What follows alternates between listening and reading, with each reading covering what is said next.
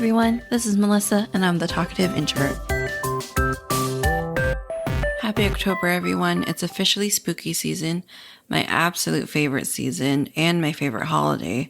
For this month, I really wanted to do Halloween-themed episodes. This is the first, and hopefully I'll get a second one out since I went to every other week. I'm only doing like 2 episodes a month. Anyways, I wanted to come in here to not only greet you Happy October, but also add a tiny disclaimer. There's at some point in our conversation, we talk about periods and some creepy stuff. So if you're not into that, maybe skip this one. It's honestly not that bad, but I know some people can be a little more sensitive than others about certain subjects. So just wanted to give you a little bit of a warning. But I think it's a great episode. So hopefully you'll enjoy it as well. You want to know something crazy? Yes. I've been trying to clean this doll, right? Uh-oh. Did you see the picture of her with like all the crap all over her face? I don't know I don't remember if I sent the beauty ones only or like the one that's like the close up of her being like there's one of like she has this like white crap on her face that I called frosting and told Greg it was cake. But it looks like it's actually like damage to her mouth. And so I can't get it off. Like I thought it was like a substance that's like on her. But I think it's like... Is she porcelain or plastic? She's vinyl, but she's like 50s vinyl. Oh. Mm-mm. Maybe like, somebody was trying to feed their baby doll. Yeah, but it's not... Like, I should be able to get it off if it was, like, a substance on her. But what happens is I clean it off, and then it dries, and it's back. So I think... Weird. It's like... Do they have, like, a veneer on them? I don't think they do. I think it's just the paint, right? There's not, like... I have no idea. I don't really know that much about dolls. Yeah, I don't think it's like sealed or anything. Yeah. I think it's just like some kind of damage to the plastic. Melissa, are you there? Yes, sorry. Okay. I spaced out for a second. I'm just rambling because I'm half cleaning this doll so that my hands have something to do that's not tapping on my keyboard. No worries. No, I don't know. I'm really, wow, my brain is not working today. I did wake up early. Yeah, no, I just woke up early because I'm trying to get back into my routine because I usually wake up early. Mm-hmm. And it's because I was out of town for a few days. Uh-huh. So I was trying to like get back into routine, but man, it's kind of hard. Yeah. I'm just like tired and I started working out again because I skipped it for when I was out of town. And so like my body is just dying because it's tired and it's sore and it doesn't want to go back to normal life right now. It wants to stay in vacation mode. Yeah. Yeah. I get that. So if I like space out every once in a while, just bring me back to earth. Okay. Oh, jeez. All right. Dude, there's scratches all over her back. Oh. That's creepy. This doll is haunted as fuck, y'all. It's probably like the fastenings on her dress. I would hope so. But it's just like random scratches.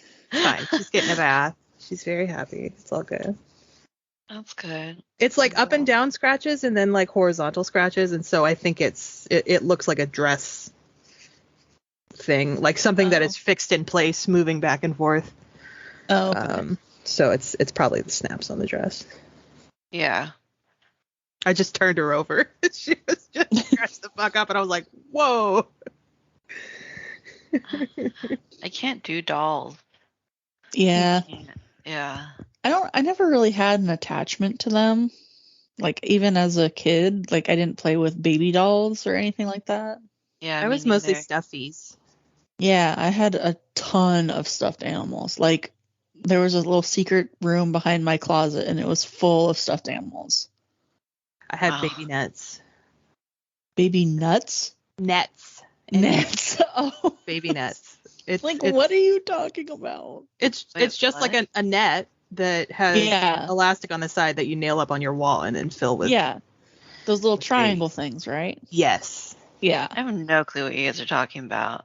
So imagine like a fishing net. Yeah. Brightly colored, like pink or blue or red or something. And then it's got little loops it's triangle shaped and it's got loops in the corner, and you screw it into a corner of your room and it makes a little hammock that you then fill with dolls and stuffed animals. Yes. Oh, interesting. They're very cool. Better. Yeah. I did not have that growing up. I have 4 of them now that I have to hang that my mom just bought me. They're rainbow colored because technology has advanced since the 90s. Imagine that. Did you guys do any research on superstitions? Not like in depth, but no, I kind of went down a rabbit hole on TikTok, but it was mostly like people talking about superstitions and not like why. Yeah, but I googled. TikTok's hard too because people just talk out of their ass. Yeah, it's kind of like, okay, did you make this up or did you actually research it or what? But I did research the black cat one because kitties. I love cats. Kitties. Oh, this was somebody's like wax poetic about it. Yeah, there's like I found pink crayon that's probably like 50 years old on this the doll. Yeah. That's fun. I was sorry, brain fart. So I was looking up superstitions. Uh-huh. And some of them I'm like, are they just superstitions my family made up, or is it an actual Filipino superstition? I'm like, this is not what we do. Yeah. But we can go through them. I have some Scottish ones, and then I kind of found one that's like found a thing about Samhain and a thing. This website is not helpful. Never mind. Fuck that website. It hadn't loaded before. This one on Samhain is loaded though, and is a whole article. But nice. Yeah, it's so hard though because like a lot of practice when you're pagan is considered superstitions by like outsiders. Mm-hmm. Yeah. And then also when you're trying to Google like Wiccan and pagan superstitions, there's a lot of people who just talk out of their ass and they're like, this is fact. And I'm like, okay, buddy. Yeah. Sure. That's just the internet, you know? Yeah. Filipinos are very superstitious, and I don't know if it's because of their like religious background, but I know well, Filipinos are most of them are Catholic because of like the Spanish reign. But before the Spanish reign, like they did believe in multiple gods, and there's different like tribes and villages and whatever, and they had like, you know, rice gods and rain gods. I wonder if it's just a mixture of all that stuff together. It usually is. Yeah. Like the only way that Christianity as a conquering colonial concept can survive is if it makes the concessions to let the locals have their things. I mean, that's why we have Christmas trees and birthday candles and shit like that. Yeah, like superstition is like defined as being rooted in regional and historical circumstances or religious beliefs and stuff like that. Mm-hmm. That makes sense. So it's just like, oh, someone did this once and a good thing happened, or, you know, oh, someone did this once and a bad thing happened. Like the pigeons. The pigeons. There was a study where they took pigeons and they put them in a little like test box that had like a bar. And at first the bar worked every time. They would push the bar and then a little treat would come out. And then the bar only worked like 20% of the time. And so they would hit the bar, and like it would only work like every 5 or 7 times. And so the pigeon would hit the bar and the food would come out and it would be like, fuck yeah, food. And then it would hit the bar like 5 times and nothing would happen. So it would like spin around and then hit the bar and then food would come out. And so then every time it hit the bar, it would spin around. And then it would just develop this whole series of pigeon superstitions. And like some of them would like bob their head a certain number of times and then hit the bar. It was a whole thing. Wow. That's bizarre. Cool. That's kind of funny. Yeah. I like that one. Yeah, so I wanted to do this episode because it's October, and well, now I'm only doing every other month, so there's really only 2 episodes this month. So, whatever. But I wanted October to be like, you know, spooky month or like Halloween thing, because Halloween's like my favorite holiday. Me too. It's pretty great. Yeah. Even though I'm as not far really as, you know, traditional holidays go, I really like Halloween. Yeah. Like I love the other holidays, but they're just very anxiety inducing and tiring and exhausting, and you know, there's always a chance of drama. But Halloween usually not. Halloween's usually really popular because like that with the drama, like it's not tied to family. Right. Yeah, exactly. It's a completely separate entity of. And you get to dress up and eat candy and you don't have play with pumpkins. Dinner expectations and yeah, exactly. Like there's like 0 expectations to do anything. You can do whatever you want. Yeah. Even nothing. Just sit on the couch. Yeah, turn the lights off and pretend like nobody's home. Yeah, don't decorate your porch. Turn all the lights off and just sit on your couch and drink beer. There you go. Exactly. So how do you guys want to do this? I don't know. Yeah, I don't know. I have a weird thought process on superstitions, since so much of it is just like what magic is. So okay. So like maybe trying we could do Sorry, go ahead. Oh no, just trying to separate practice from superstitions. Yeah, so it's weird since I'm not like superstitions aren't really a theme. Yeah. So maybe we could do like generic superstitions and you could let us know like if that's rooted in anything. Yeah, that was a thought I had. Like you guys just say stuff and I'm like, "Oh yeah, that's cuz this and this." Cuz I also just like know local a lot expert. Of shit. Yeah, there you go. I like that idea cuz we like Filipinos have a lot, man, and it's like sometimes I'm just like, dude, let me live my life. There's so many. I was also going to be an anthropologist, so I know a lot about like polytheist societies and patients. I don't know the Philippines specifically, but well, it's probably similar because we are very, very Catholic. So I feel like there's some... the Spanish influence is going to be really, really thick.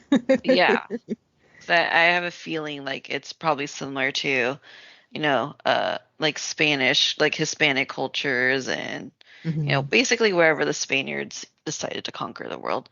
Yeah. So I'd be interested to hear like what you thought of like the different ones that we have. Sure. Okay.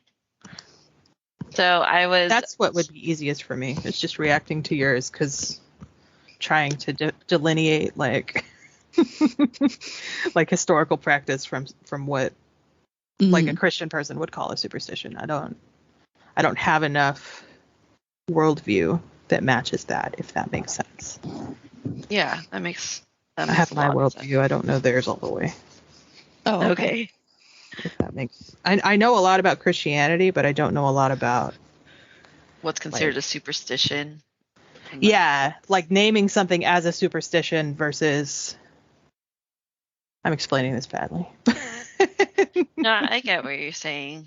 Like what's versus like religious practice type. Right. Yeah.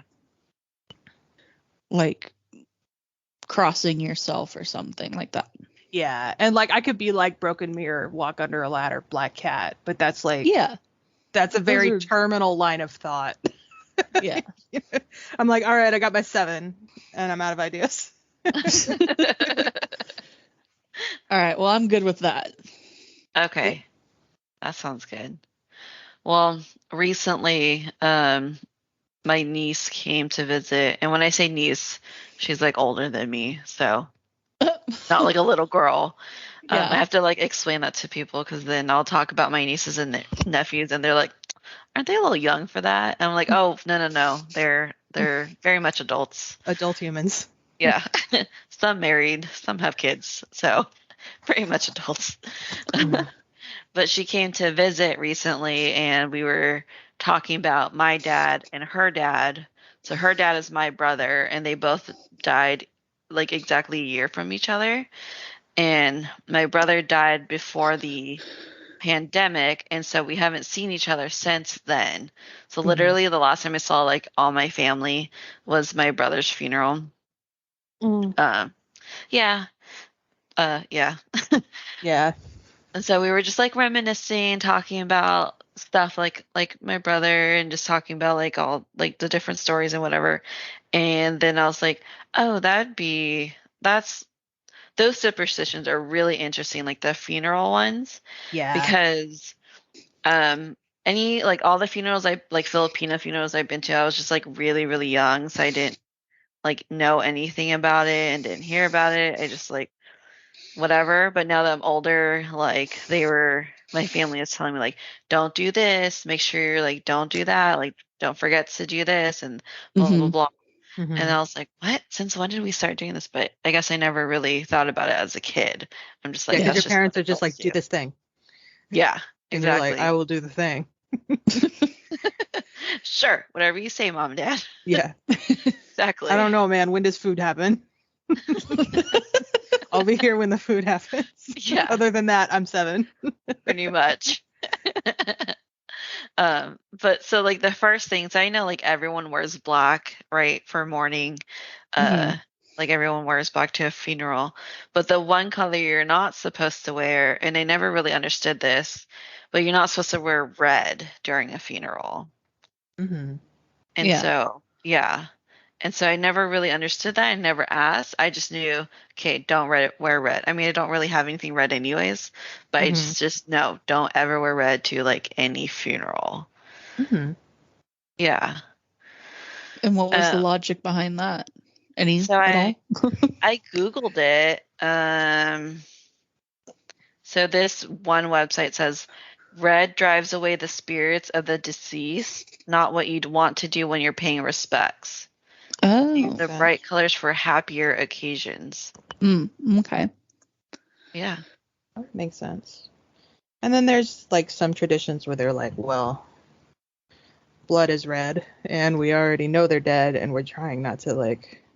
Some of them, they would be like, this could be offensive because they're dead. They don't got blood no more. And some of them could be like, well, this is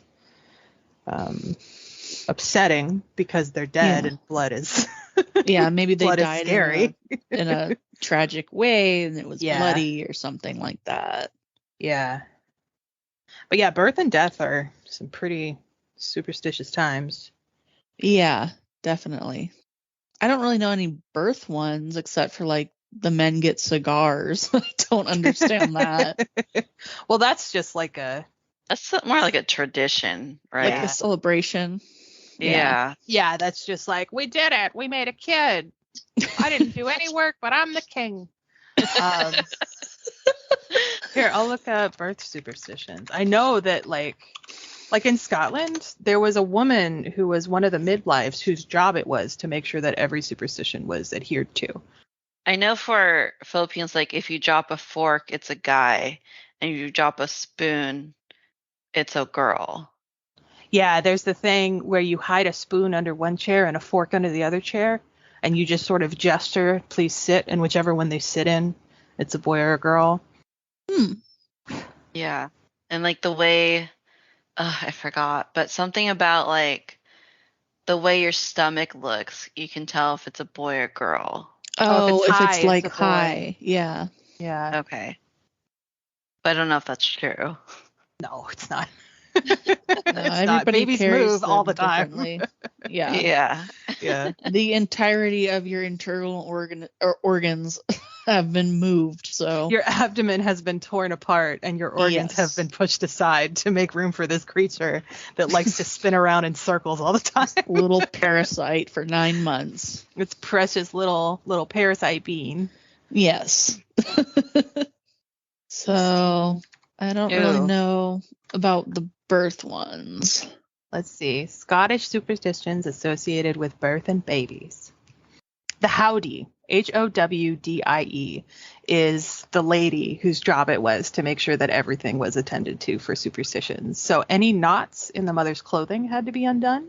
You had to unlock all the doors and windows in the house to make the baby's passage into the world easier. You had to turn over every mirror so that all the baby's souls won't be captured. You had to give the mother an herbal mixture of rowan berries from a rowan tree. They're sacred and they provide protection against the evil eye and the fairies. And then after the birth, there's they would put a protective substance on the baby's mouth to ward off the evil eye. It's usually whiskey, but sometimes they use butter or salt.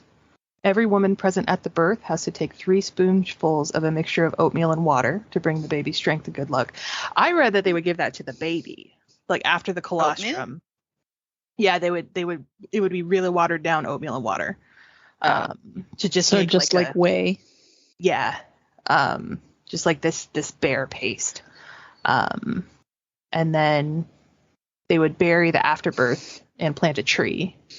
And then the tree would reflect the child's life. And so if it was leafy and it grew straight and tall, it would be healthy and strong. And if it was leafless, then the child was infertile. And if the tree was sickly, then the child would be sickly. My parents actually did that for both of us, both of their children. Yeah. And there's a Mia tree somewhere? Yeah. It's not the placenta thing, but they did plant a tree when we were born in the front yard of our first house. And because I'm still local, I drive past there and, I see those trees sometimes and they're, like really nice trees. That's sweet. Aww. Yeah. And it's like, hey, that's my age type thing. I don't know. Yeah. That's fun. Yeah. I always heard, cause my mother was a midwife. So, I know so much about birth. So, but one of the ones that you would either eat the placenta, because there's a lot of iron and it's really good for you to get better after the birth. And that kind of had a resurgence lately, I feel like. Yeah. And, my mother says it tastes like liver. Yeah, I would imagine so because your liver processes all the blood. Yeah. Mm-hmm. And then I also heard that you bury it under a rose bush, probably because rose bushes are like a lot shorter timeline for getting gorgeous for a tree. Yeah. And when my little brother was born, the placenta was in the fridge for a couple of weeks until we could find a spot to put it.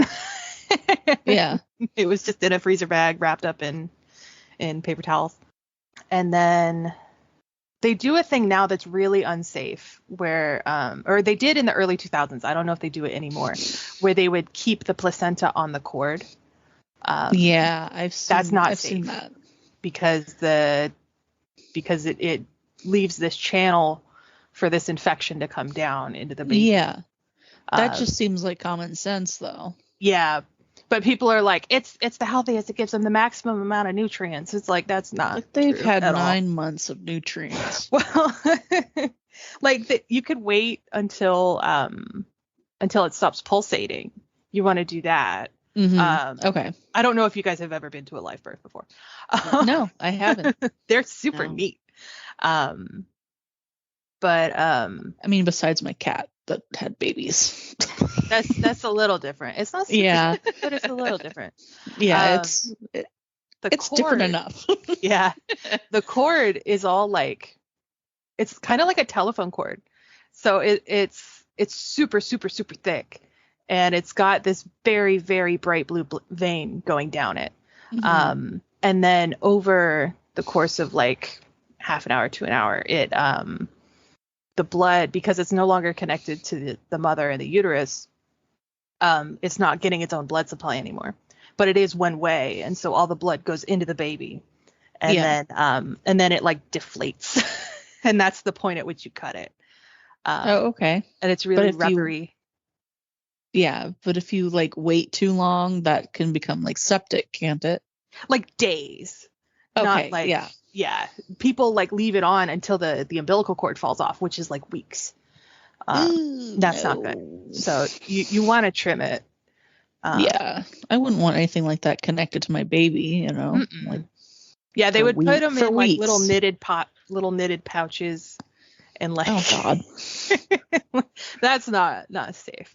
But no, that was part of like it was before Goop, but it was some real Goop shit, you know. It is, yeah. Oh, Goop. Yeah, no, don't do that. There's plenty of perfectly cool things to do with your placenta. And they have, even if you're not going to eat it, like it's so good for plants. Like there's so many nutrients just in it. And so put that shit in your garden, it grew a baby. Yeah, like it sustained this creature that was aggressively growing for months and months. Like the growth rate of a fetus is incredible. Yeah. And this thing was in charge of making sure it got all those things. So don't people make like powders out of them? Yeah, they put them in little pills too. Yeah. Like little vegetable capsules. The little gelatin. Yeah. So that you're not like eating it. They like dehydrate it and grind it up. Yeah. And then you still get the iron and the vitamins and shit. Yeah, I think I'd rather do that. I don't know if I can eat the placenta. Yeah. On its own. Just I can't eat like red meat in general. And so I think that just not even the cannibalism part and like the ew liver part. I just think that I couldn't do it just because my stomach doesn't eat that sort of thing anyway. Yeah. It's just like feeding chicken. Or I don't know. People do that. Chickens. Yeah. I know. I saw my chickens eat eggs. Yeah, and I was chickens like, eat chickens what all the are time. you doing? They're psycho dinosaurs. They are dinosaurs. We had a mice infestation one time, and we found where they were, and they just went nuts for the mice. Like chased them everywhere and ate them whole. Yeah, they'll skeletonize them and draw and quarter them and do all kinds of crazy shit to them. Yeah. Oh my god, it's like a whole mice massacre. Yeah, no, chickens are monsters. Yeah. They're just 2 feet tall. Yep. Jesus. So back to the placenta thing. There's also sorry. I love that sentence. I'm pretty sure when like in the early 1900s, washing your hands wasn't like considered a thing you do. Like even that was the plague that made that happen. Because the water was infected. And they also kept all of their wells like within ground leaching distance of their cesspools. And so they're shitting in this hole and their well is like 80 feet the other direction. So their water was not safe. I was talking more about like when they started doing surgery. Yeah. Because the first surgeon that would like maintain sterility before and after surgery was like made fun of, and they were just like, oh, that's a superstition. And then it's like, oh, that's actually a really good thing to do. Yeah. Thank goodness we don't live in that time. Yeah, modern medicine has kept me alive. Sanitation. If we didn't have modern medicine, I would have died so young. Yeah, for reals. I was an incubator baby.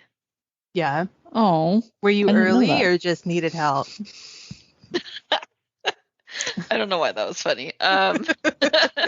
Both. No, I don't know. If it's because you needed help, I still need an incubator.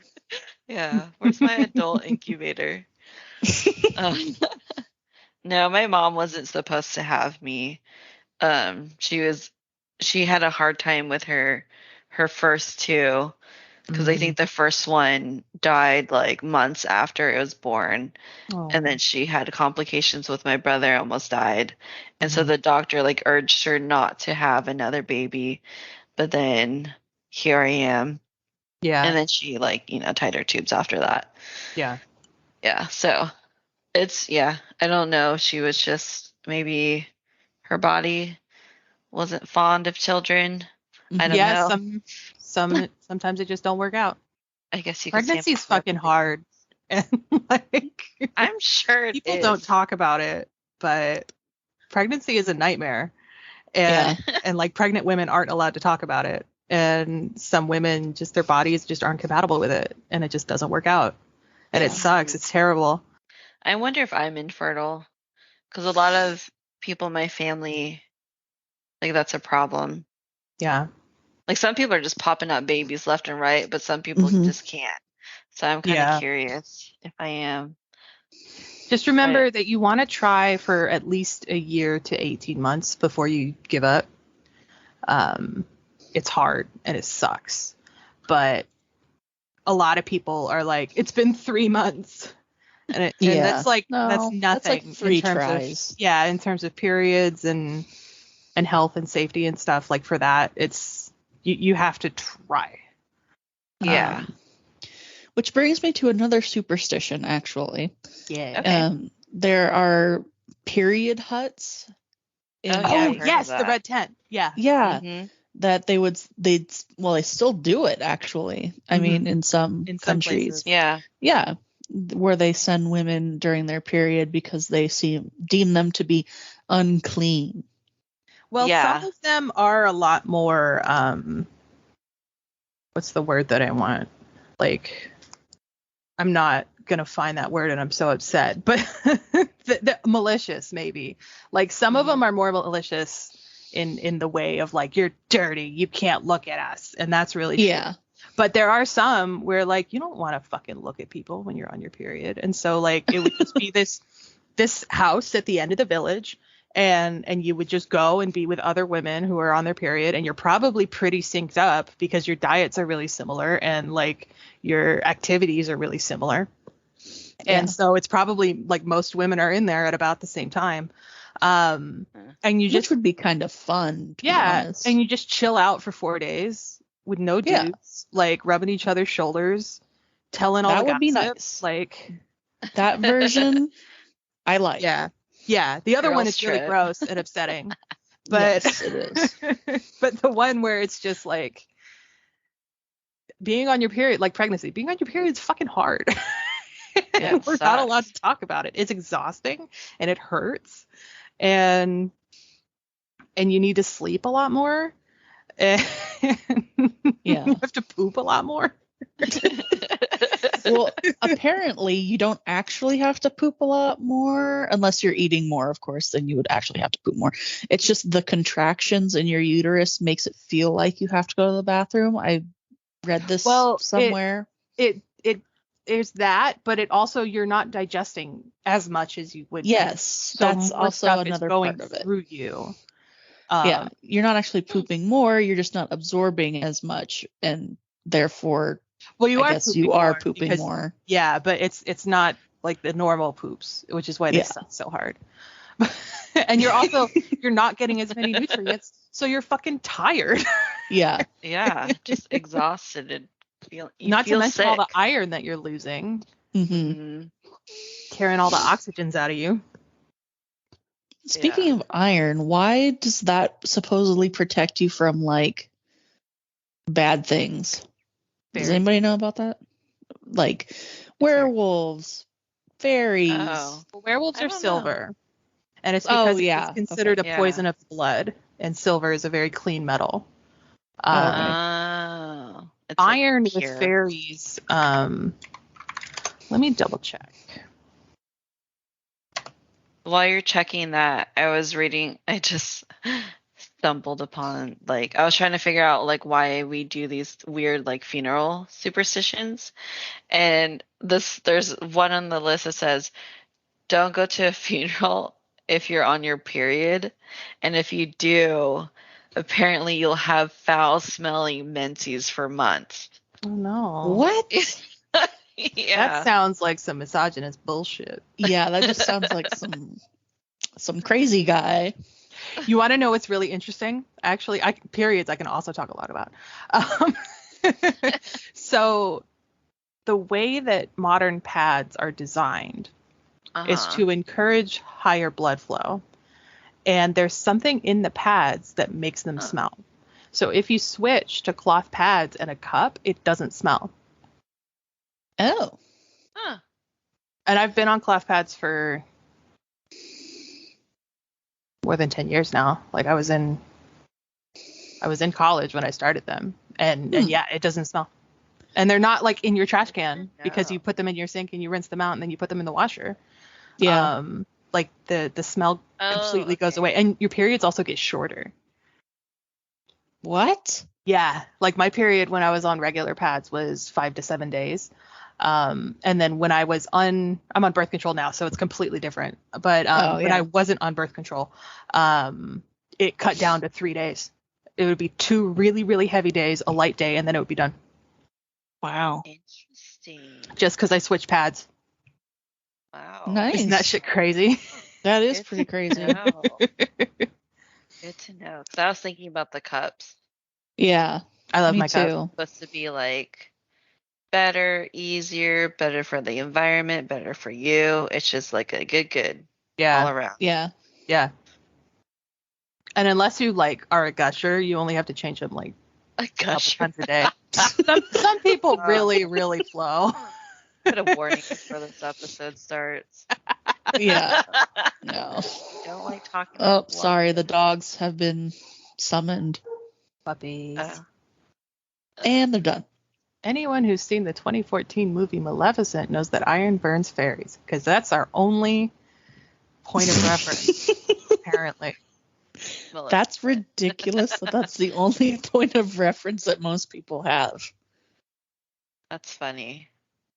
But then That's again, one of those things that's just like, I'm so disconnected from that world of people who don't know this shit that I'm like, what? Yeah. Like, you literally just had to mention a Disney movie. Like, what? And this also was written in 2017, so like they went all the way back to 2014. It's like that's the only reference. That's a little much. Like, aren't there fairy tales out there? I don't know. I would assume so. I mean, the only thing I knew about fairies was Tinkerbell. So. Well, I actually had this book growing up that was, I forget what it's called, but it was like a different type of fairy tale book where the fairies were actually like naughty little creatures and not, helpful. Mm-hmm. Like they stole this woman and her entire kitchen because they wanted her to make them a cake. Mm-hmm. And they said that they were going to like steal her firstborn if she didn't. Mm-hmm. So she had to like trick them out of the cake or something and stealing her baby, and somehow she gets away. Yeah, fairies are like a whole thing, especially in Ireland and Scotland. Like they're a whole different deal than Tinkerbell. Yeah, fairies are not to be fucked with. Which leads me to like, what about gnomes? What about dwarves? Are those something we should worry about too, or is that they just all a have superstition? Their own thing. Well, that's where it differentiates for me into this being a mythological creature and a superstition. Oh, okay. And I'm like, those are different categories for me. Mm-hmm. I'm still trying to figure out this fucking cold iron thing. They're just like, in modern stories, iron is fairies' kryptonite. And I'm like, okay. I guess, and this makes sense because we do use cold iron for that. So cold iron is, I thought it was natural occurring iron, but I think that's wrong. Maybe it's the way that it's smithed. Well, it's different than cold iron, than cold wrought iron. Okay. Which is where you like hammer iron without being hot. Oh, okay. But they're just talking about how it's So they're like, this phrase is so confusing because also there's cold wrought iron, but it's not cold wrought iron. It's like, well, then what is it? Yeah. They're like, they put it in their bread. It's like, so what is it? What? I thought it was iron that you like it was ore, you know? Like you didn't do anything to it. Oh, like naturally occurring? Yeah. Before you smelt it. Yeah. Yeah. Like it was still dirty. This is the most unhelpful article. I'm just gonna Google what is cold iron. So basically, it looks like what it comes down to is that iron has anti-magical properties, and that makes sense because it's very grounding. Mm-hmm. And then so it left fairies unprotected. So left them without magic type. Yeah, like they couldn't. Abilities. So they become What is bored. cold iron actually? Yeah, cold iron is iron that's never been worked in a fire. Yeah, that's what I assumed. How do you turn cold iron into a dagger or like With a hammer Oh. and just shaving it. Yeah. So like you can't it's more melt likely it, to you gotta- break. Yeah. Okay. Got it. That's why they're usually very crude. Like cold iron nails and daggers and stuff are different. Okay. Noted Cold if I have iron. any issues with fairies. Well, there's a lot easier ways to ask fairies to leave you alone. Like the easiest way is just to be like, here's some Leave me chocolate alone. chips. Have a great day. Please stay over there. Oh, okay. So So the protection money. You throw pennies. Well, no, that's actually for goblins. But yeah, you make a little fairy house, and then you offer them like chocolate chips, and some people say they only want butter, but I think that's like a regional thing. yeah, we always use chocolate. I've actually chips seen and that on milk and TikTok wine. too. Wasn't it milk and like, or what is that stuff in the can? Sweetened condensed milk or something like Yeah, that one's popular. What is? I can't believe this is so difficult to Google. I'm so good at Google. This is so difficult to Google. Well, while you're Googling, Mia, did you have any other superstitions? Yeah, one that I really like is saying like, well, not that I do it. I don't like saying it, but that people do it is God bless you after you sneeze. Or that one bless has a you. lot of stuff attached to it. There's a lot of different like, yeah, this, the Pope would bless sick people and they'd get better. But my favorite one is that when you sneeze, your heart contractions actually stop for a second. Mm-hmm. And so you're technically dead. And so they say bless you to make sure like nothing bad gets into you, or that if you died, you go to heaven. Or your spirit doesn't escape. Yeah, something like that. And I know there's a lot of other traditions and regional differences to it. Mm-hmm. But that's my favorite. Just because it's like, oh, that makes kind of sense. Your heart stops because you're contracting so hard. Mm-hmm. But also, I don't think your heart actually stops. No, I don't think so. Because you would have to have one hell of a sneeze to make something that is Like voluntarily working all the time. Yeah. Yeah. Plus, like, there's also the one where if you sneeze with your eyes open, they'll pop out.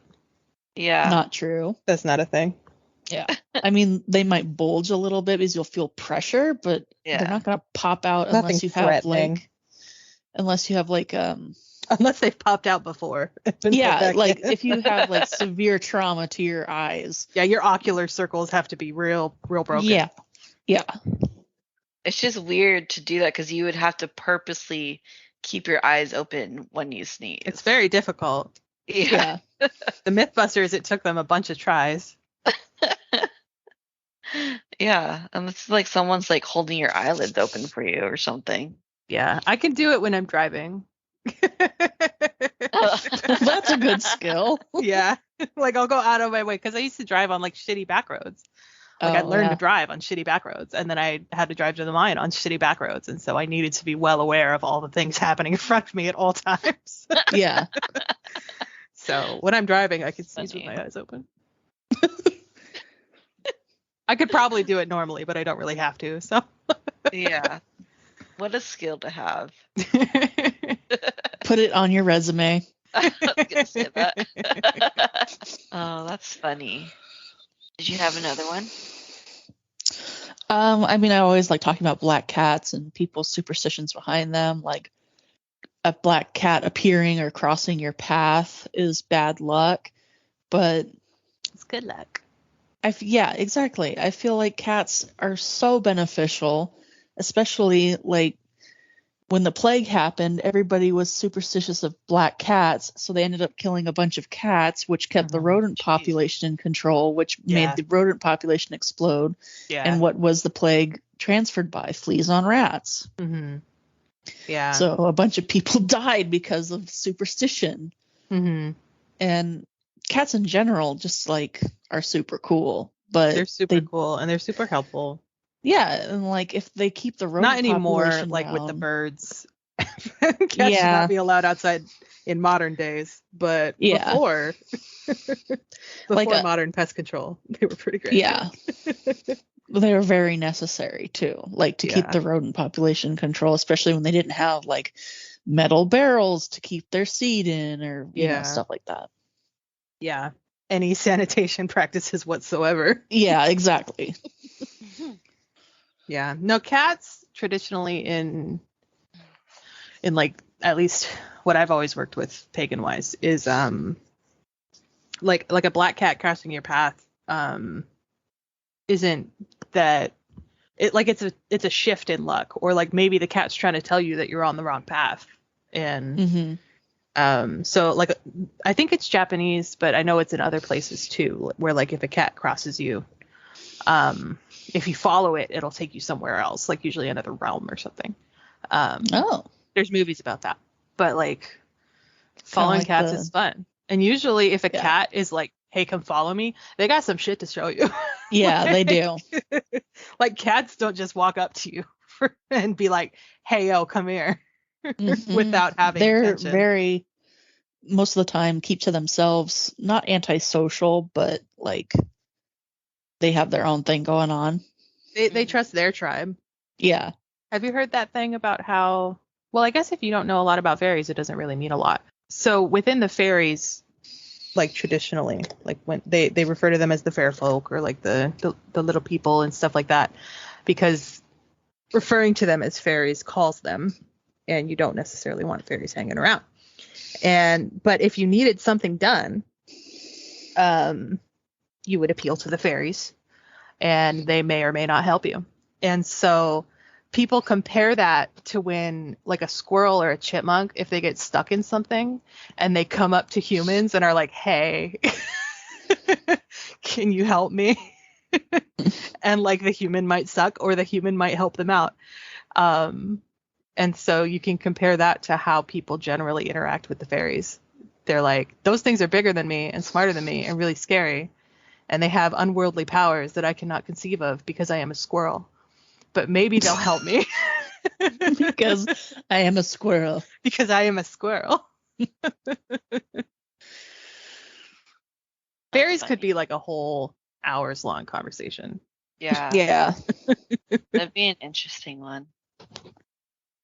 All these like supernatural, or at least to us, supernatural stuff is interesting. Like I was not prepared for the slew of stuff my relatives would tell me to not do and to do when my dad died.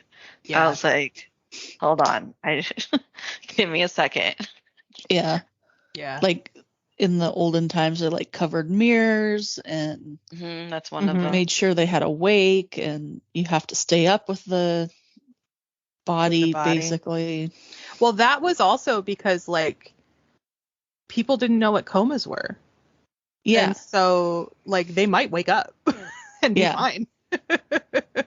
Yeah, like the bells on the grave thing. Sometimes they were legit buried alive and needed to, ring their little bell. I wonder if that actually ever worked. Not nearly as prevalent as people make it sound, but there were places where that happened. Okay. There was also a patent for one that was just a pipe. Like it was just a pipe that went all the way into the coffin, and so they could just speak into the pipe. Oh. And then the gravekeeper would make his rounds and be like, "Oh, there's noise." Oh, well, you're not dead. How creepy is that though? Right? Middle of the night, and someone's like, "Hello." Excuse me. I'm not dead. Yeah, there was a lady who got buried twice. Oh, that poor thing. I'm gonna see if I can find her name.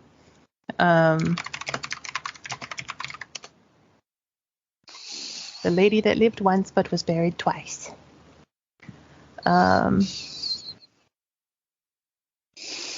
What's your name, ma'am? Marjorie McCall. You think they would have figured it out the first time? Well, she was actually dead the second time. She was dead the second time. Okay. Yeah, so she was in the grave, and then robbers came like within, the night, and they were dug her up, and they tried to get her wedding ring off, and it wouldn't come off, so they tried to cut her finger off, and she woke up. Oh my God, that's terrifying. Yeah. And she went home. I mean, good thing for those robbers, I guess. Yeah. She's in Ireland. Shankhill Church of Ireland Cemetery. They probably never robbed a grave again after that. I don't know. It's really easy money. Yeah. But she could also identify them, so there's that. That's true. I could talk about cryptids and folklore and all kinds of shit for a long time. Oh, yeah. I think cryptids could be its own thing. Cryptids could be 15 of their own things. Because one superstition that I read is that you don't whistle indoors. But what I've been hearing lately, especially on Appalachian TikTok, is that you don't whistle outside, especially after dark. Because you'll get answers. You'll get answers that you don't want. Yeah. And that children are taught never to go into the forest alone without telling an adult, because no one's going to go into the forest yelling your name. Yeah. Because of the skinwalkers. And well, skinwalkers are specifically Navajo. But like the idea. Stuff. But yeah, like the things that live in snatch there. Yeah, the boogeymen. Yeah, people get very angry about misattributing like the Wendigoig and the skinwalkers and stuff. Yeah. But my bad. But yeah, no worries. It's not, unless you're in that, it's not something that people know. It's that thing with like Indian burial grounds, where people are like, Indian burial grounds. It's like, no, it's a graveyard, you guys. Like, it's exactly as spiritual and special as a graveyard. Yeah. Don't be shitty in a graveyard.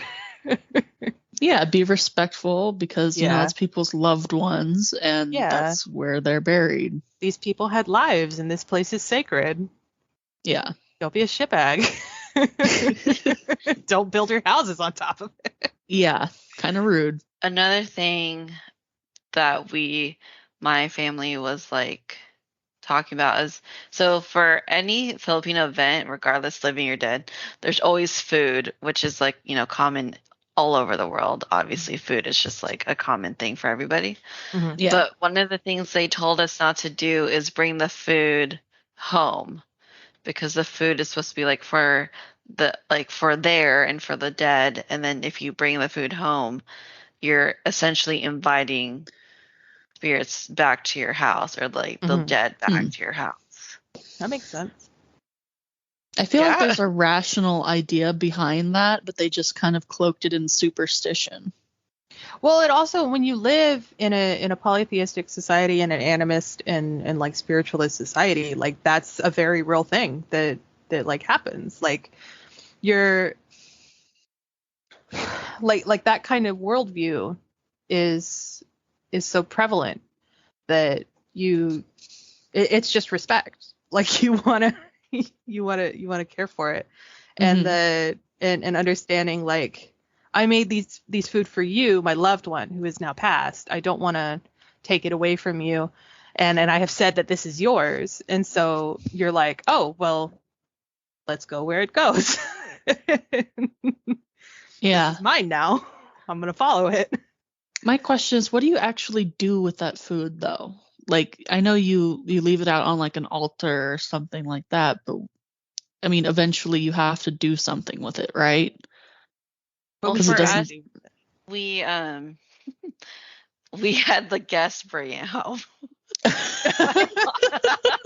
So my mom brought like to-go containers, and she was like, yeah, take as much as you want and take it home. Hella funny. Like, you take the dead home with you. Y'all, I mean, that sort of tracks. Like, y'all aren't Filipinos, so maybe these don't fit in necessarily. But like, they don't, they're going to be like, you're not mine. Go home. Yeah. Yeah, exactly. That's funny. I just thought it was funny because we were like, my brother told me that, and then I was like, but we are having people bring food home. Yeah. So that's okay. He's like, yeah, just don't bring it to your home. And I was like, okay, duly noted. Y'all got your low-key spiritual warfare going on. That's hella funny. Yeah. Because I guess, well, I think this is more Catholic, but like my dad, for example, is still amongst us for 40 days, right? Like, I don't know if you guys know. Well, Mia, you grew up kind of spiritually or the body? Spiritually is with us for 40 days. And so yeah, there's a lot of 40 days stuff in Catholicism, Christianity. Because then you go back and do like the rosary on the 40th day to like help them, find their way to heaven and whatever. Like another thing that they do is like, you don't wear shoes. Like in the casket, the person doesn't wear shoes. And it has to do something about because they're still visiting, and so if they wear shoes, you can hear them walk amongst you. But if they're not wearing shoes, then they're just like, tiptoeing so that's around. Just so you can sleep at night. Yeah, I guess so. That's funny. Yeah. But I mean, it also makes sense, like, if you were not that well off to not bury somebody with shoes, because shoes are kind of like that makes sense.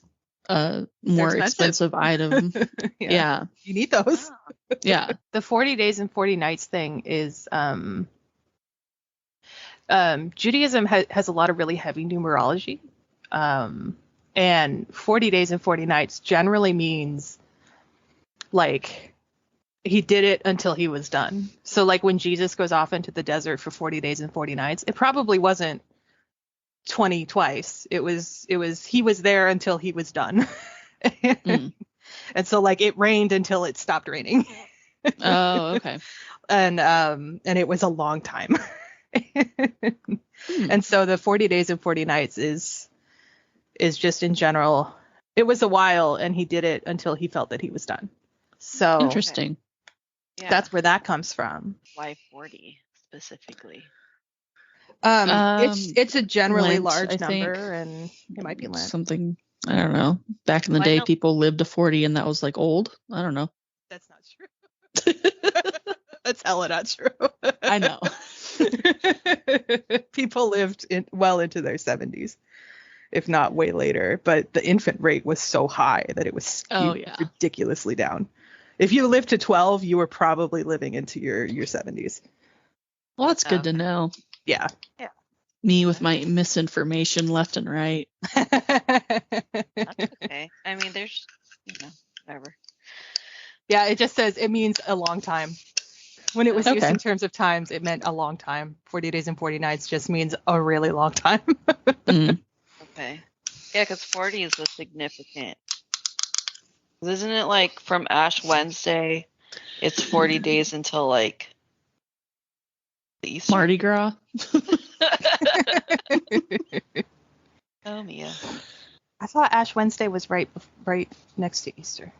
40 is the only word form of a number where all letters appear in alphabetical order. That only works in English.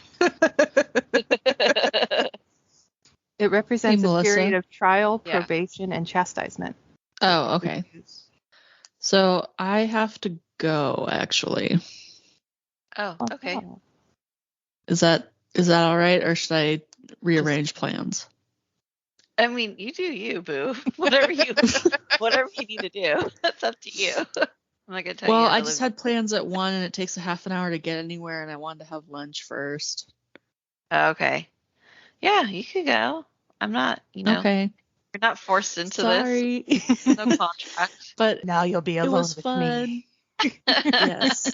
You guys either feel free to continue, or if you want to do a part 2, I'm available. Yeah. So yeah, I'll text you. Whatever you want to do, just text me. I think it would be cool to do one about cryptids. Like I said. Yeah, that'd be a good one. Yeah. Talk hella stuff about cryptids. I just need that one. We will have to get specific on because I know so much. We'll need to drill down. All right. Well, I'll see you ladies later. Have fun. I love you, Mia. Love you too. Love you, Melissa. Good day. Love you. Bye-bye. Bye. Bye. Hi. Hi. It's up to you if you want to still keep going. I know you were looking something up. I was still kind of looking at the cold iron thing, but mostly it's such a thing where someone wrote an article 80 years ago, and then somebody found that article and quoted that article, and then somebody found that quoted article and quoted that article. And so that's how a lot of folklore stuff gets spread, and like superstitions and stuff. And so they're not necessarily historically correct. But it's what you can find because it's what everybody else is referencing. Like playing telephone. Yeah. And somebody picked up on this one fact that may or may not be true, but it's the one that everybody quotes, and like literally copying, pasting quotes. Okay. But what I found, I feel like I knew another thing that wasn't this, but what I found was that the cold iron negates magic. Okay. That's the main thing. I guess. I don't know. Okay. I thought it was something else. Like some kind of actual allergy problem. But okay. Yeah. But talking about fairies, so I went to visit my friend, and she did what are they called? Not tarot cards. Oracle cards? Those are a thing. Yes. Yeah, there's tarot cards, there's oracle cards, there's Lenormand cards, there's lots of cards. But oracle cards are pretty common. Yeah, she did an oracle card reading for me, and it's like, and it had to do with like fairies, and she was talking to me that she was telling me like fairies are all around you and they're listening, and all this stuff about like, I guess there's like light and dark cards or something, and so her deck was specifically light fairies or something like that. Mm-hmm. So I was just like curious if you knew what the difference was, or because I thought, or I was thinking about tarot cards, but she's like, no, these aren't tarot cards, and they're a little different. Yeah. They're like, they're simplified by being complicated. Because like, so with a tarot card, when you make a spread, the way that the cards talk to each other is just as important as what's on the card. And with an oracle card, depending on the deck, with an oracle card, you usually only pull 1 to 3, and it means like specific stuff, versus like an interpretation with tarot. With fairies, I said this before, I don't like to use light and dark as terms. Mm-hmm. Because like dark isn't bad. Right. But there are fairies that like are mischievous, and they kind of want to fuck with people because they're jaded and tired of people fucking with them. Right. And light, like what you would call a light fairy. Some fairies are friendly, like people. you might have fairies running around you. I'd have to know more about the oracle, the deck itself, but having fairies around you isn't bad either way. Do they fuck with you? Like, does your shit go missing? No. No? Do you have, like, random presents? Like, do you find pennies a lot? Or, like, random little shinies? No. I don't know. I would have to know more about the deck she's using. But, Yeah. But it's not a bad thing having fairies around you. but like with light and dark, like people can be both in the same person. Right. Like if they get pissed off, they might start acting shitty. What you could do if you have a lot around you, just to like, you know, a general sign of respect. Like I said, you could build a little fairy garden. Just, you know, get the little mushrooms from Michael's and like some little sparkly dots. Like the little glass, we call them dragon tears. Like it's like a half marble where it's flat on the bottom and then like an oblong, a marbly thing. They sell them for like fish tanks and flower vases. You got to put those little down like little pass stones, and then you could be like, hey, it's cool that you're here. Thanks for hanging out. Here's some chocolate chips. I used to keep the vanilla chocolate chips from the bulk section of Winco. I would just have a bag of them in my window and be like, here you go. And just sort of toss them out. But you ever go to McKinley Park? Where's that? So it's like closer to downtown, like in Midtown, kind of. Oh, I think I went to a birthday there. They have the Rose Garden. That's what they're known for. Oh, do they? That's cool. But they have these little, I guess they're like little fairy houses, but they're like built into the trees. Yeah, so that's pretty common. Yeah, like find a little nook and put a door on. Yeah, it's like it's so cute, but they're like all over McKinley Park. That's cool. Yeah, and that's like the first time I've ever really seen something like that. And I was like, what is this? Like, why are people making these like little tiny houses? Yeah. And I didn't realize you were like fairy houses. That's precious. Yeah, it's cute. I like it. That's cool. Yeah. I want to go take pictures of all the fairy houses. You should. It's a little park. Oh, it's not little. It's pretty big, but it's a cool park. Yeah. And they have like their rose garden, and it's like really beautiful during the springtime when it's in season. Cool. That sounds awesome. Yeah, fairies, you just be respectful. It's the biggest thing with most supernatural anything. Right. Just like treat them like they're a person, and they'll usually be cool. Like, yeah. Sorry. That's okay. I don't know. I'd have to know more specifics about maybe what she said, but if you have, like, it's not bad, like I said, to have them hanging around. Was bad. It was interesting because I don't know much about like card readings, and just one day I was just like, I want to do a tarot card reading, and she's like, oh, well, I have oracle cards if you want me to do that. And I was like, oh, okay. And so we just did it one night, and it was pretty interesting. It had like the way she did it, like I had to ask a question, whether in my head or out loud, to the fairies, and then the cards would like tell me, you know, not necessarily like an answer, but a response to those questions and stuff. And I got a lot about work, like my career. I got a concerning one. So I don't want kids. It was never in our plan, and I was very specific to Brandon. I was like, if we're gonna get married, just know I don't want kids. And he's like, yeah, that's fine. But I got the pregnancy card, a daughter card, and children. And my friend was saying, like, it doesn't necessarily mean that you're going to be pregnant, but like she was trying to explain, like, it could be like children in your life that are significant, or like it could be literal children, it could be figurative children, it could be like not even figuratively, like it could not be a people. It could be a project that you're working on.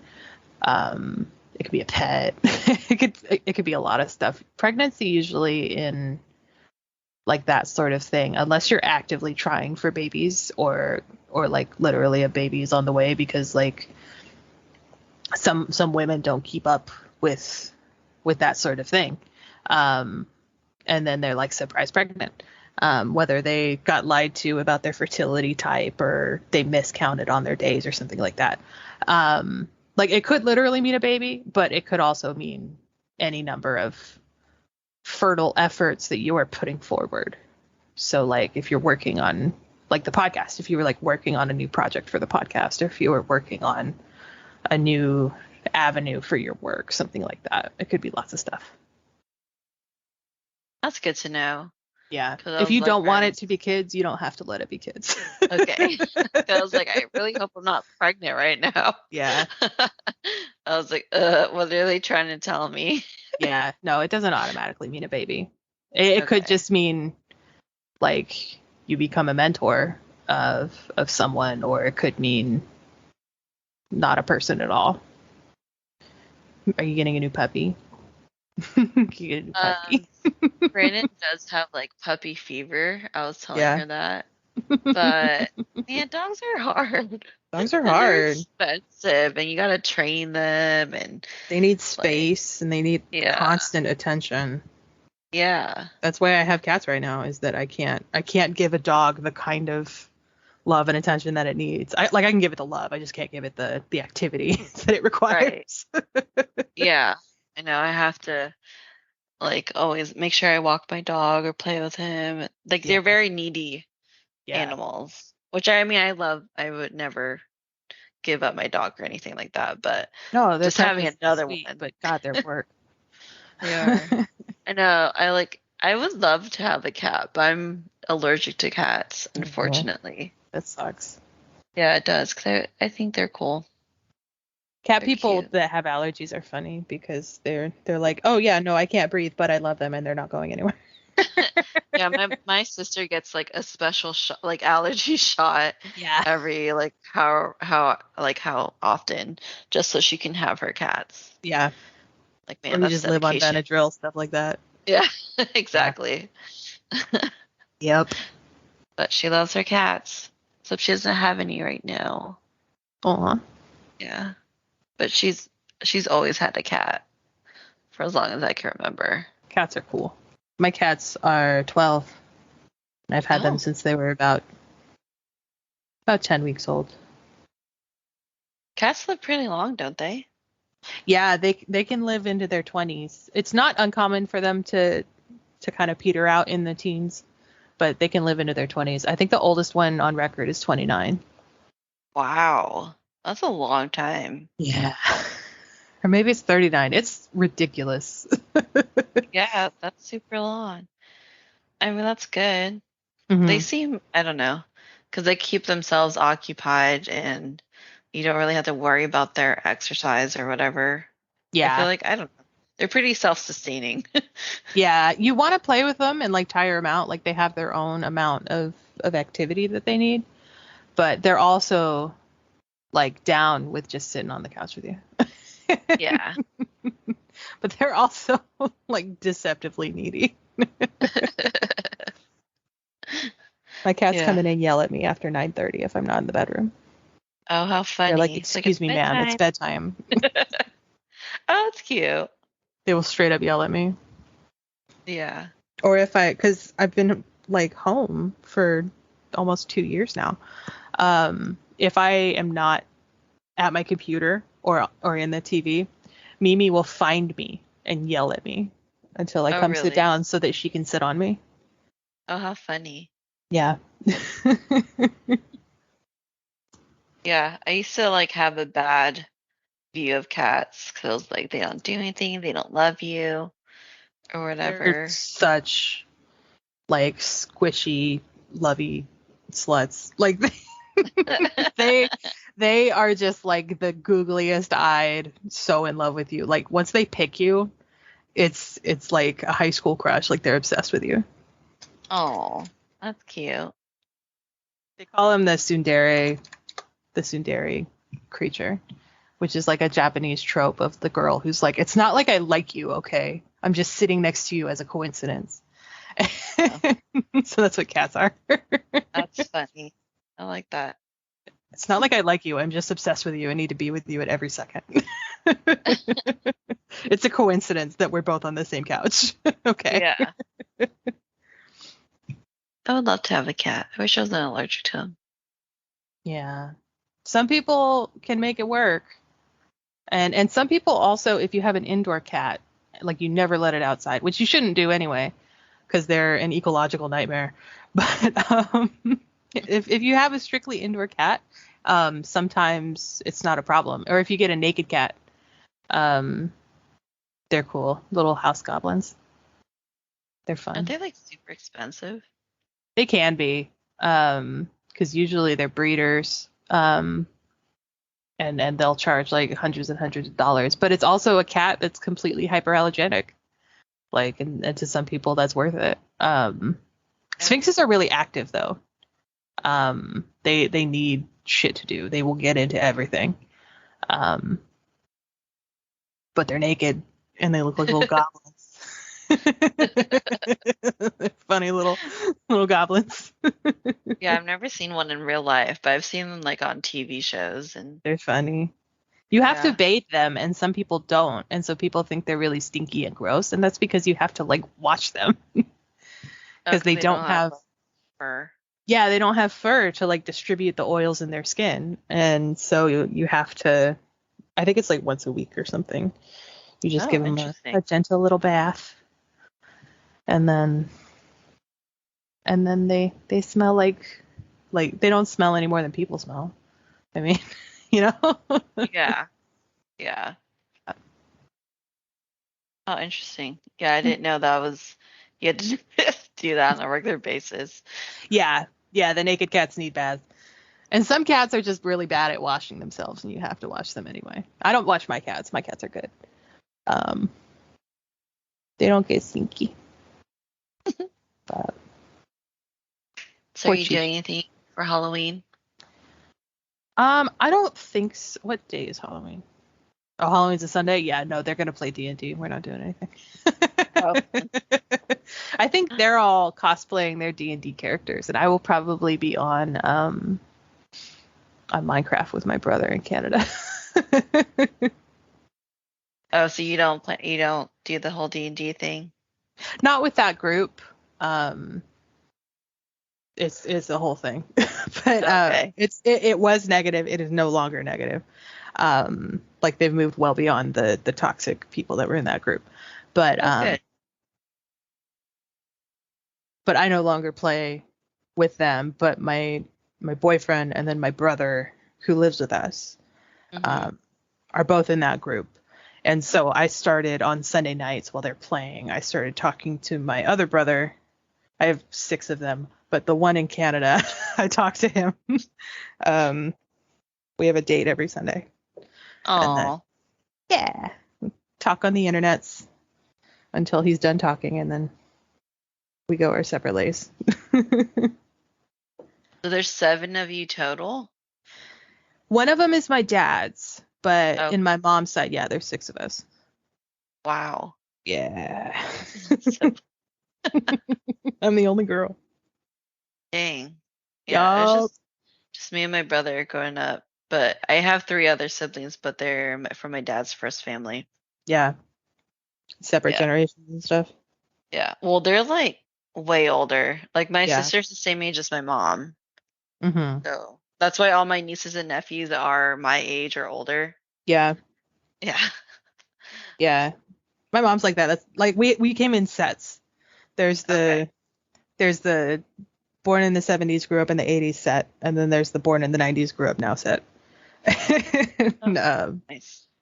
So I've got like my oldest brother and my dad are pretty close age wise and friend wise, but yeah. So I always forget that they're my siblings.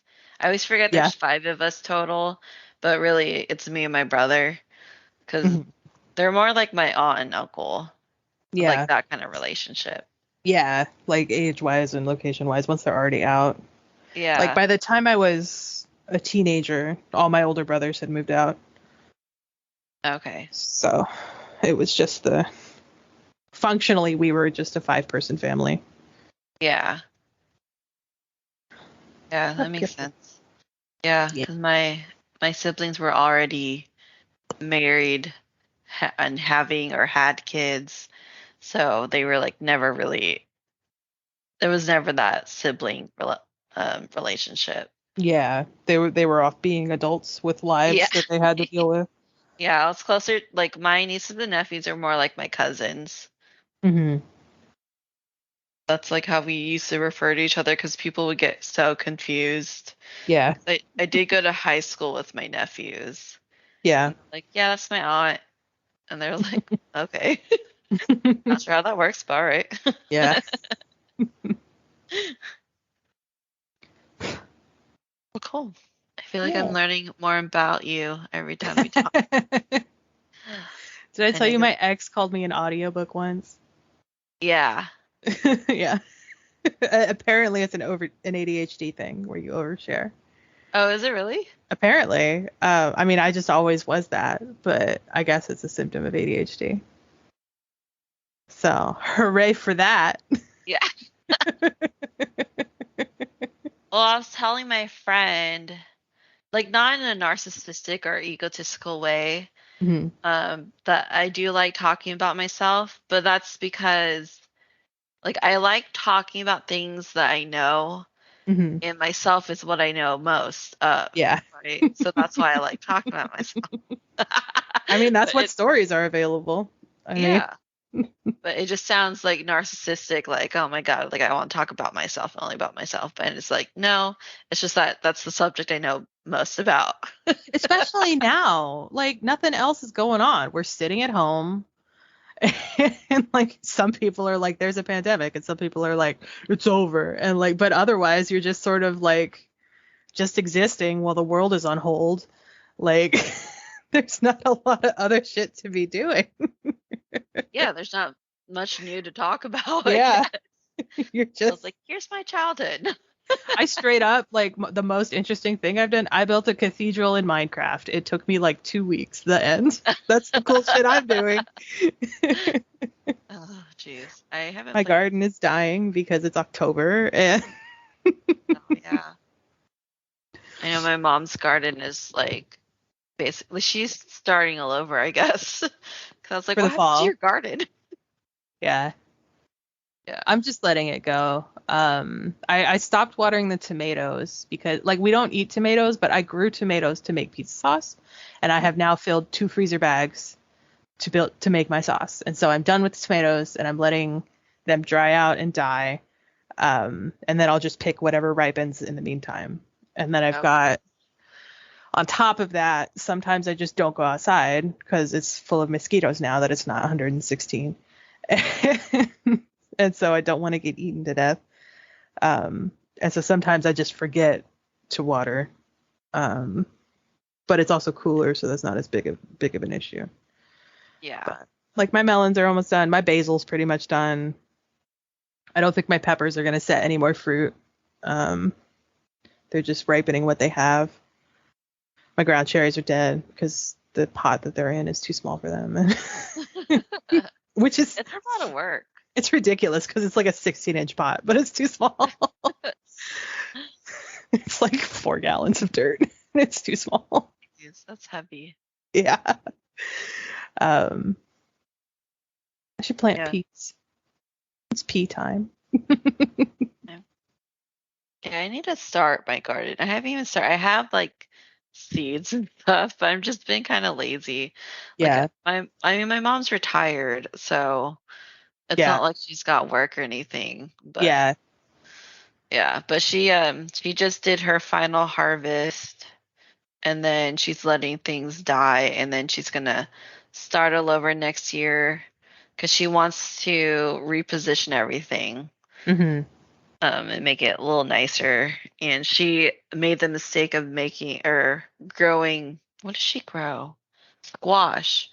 And she didn't realize that, like, squash like grows a lot, in quantities.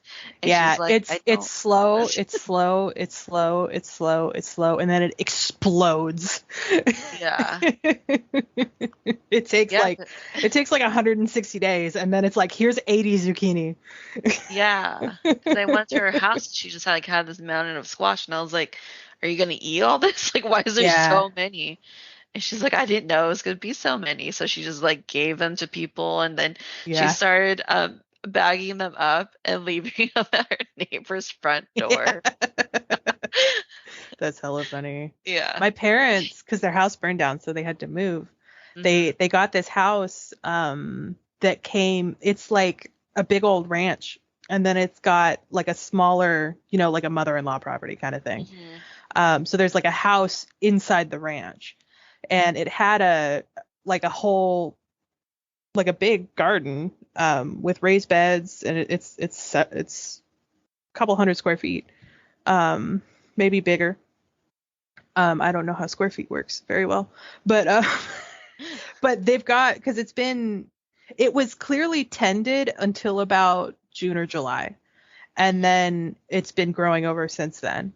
And there's like zucchinis in there that are like the size of babies. Wow. Because they weren't picked on time, and now they weigh like 18 pounds. Oh my god. You're like, what do I do with this? Can you still eat it? I think you can, but it's been on the ground so long that the ants have probably gotten to the bottom of it. Oh, yeah. I mean, you could cut around that if you were hurting for zucchini. But it's cool though, because they've got like whoever planted this shit was like very thoughtful, because like there's the tomato cages that are just like this fence that's like in a square, and then the tomatoes go up it, and then at like the base of it are carrots in the shade of the tomatoes. And so there's just like these cute little poofs of like, have you seen carrot flowers before? Yeah. There's just like these cute little carrot flowers coming up and like the little lacy little leaves. And you're just like, whoop, here's a carrot. And then on the other side, there's green onions. It's precious. Oh, it's so cute. I'm so jealous. Their pepper bushes are massive. Dang. Yeah, I keep saying this, I want to grow my own garden, but I've yet to do anything. I started with basil. Yeah. I planted, honestly, like 40 basil plants. And then, because I just put them in the seed tray, and I just filled up the seed tray. And then I split them all. And then, so last year I had just like these basils, and I was just figuring out how plants go. And then this year I did like a real big one. Like I've got melons, and I've got Armenian cucumber melons. So like they're still a melon, but like they taste and eat like a cucumber. That's interesting. They're really cool. And then I've got the ground cherries. I've got tomatoes. I had tomatillos. Those are super cute. I have purple tomatillos. Oh. And then I've got natapinos, which are jalapenos that don't have any spice. And then I've got shishito peppers, and I've got red bell peppers. I had an eggplant. Eggplants are cool. I never ate any of them, because I would pick them and be like, I'm gonna taste you, and then it would rot in the fridge. But they're really cool to watch grow. They look like white. Mine didn't. Mine came out a little purple, and then they got black. Okay. But the flowers like look pregnant. You're like, that's a normal flower. That's a normal flower. That's gonna be a fruit. Like it looks pregnant. It's really interesting. Like it's really bulbous up at the top. Yeah. When they're ready to set fruit. And my mom grew the Japanese eggplants, so they're not like. Oh, the skinny ones? Yeah, the skinny ones. Those are cool. Long ones. Those are cool. Yeah, they're pretty good. What do they taste like? Because they're a nightshade, and I don't like tomatoes, and that's honestly what kept me from tasting them. But I was imagining it's like if a tomato was a squash. No, it doesn't taste like a tomato. Like it's not. Because tomatoes are kind of, what's the word? I don't say tart, but like they're not tangy. Yeah, Yeah, tangy. They're not tangy. It's not like that. It's and that's more not subtle. that's what I don't like is the bite in the tomato. Okay. Yeah, no. The eggplants are more subtle. Okay. Or at least like the Japanese one. I don't know about the bigger ones. This one's, yeah. Yeah. Speaking of superstitions, you gotta plant rosemary by your garden gate. Okay. What's that? I think it's like it's one of those ones where I think like it's for protect good luck. Your garden or okay. Deter or confuse pests who want to prey on your plant. Okay. But also I think it brings good fortune. But I think that's in the farmer way of like your garden lives. Okay. Rosemary. Yeah, rosemary is real stinky and it keeps a lot of the caterpillars away.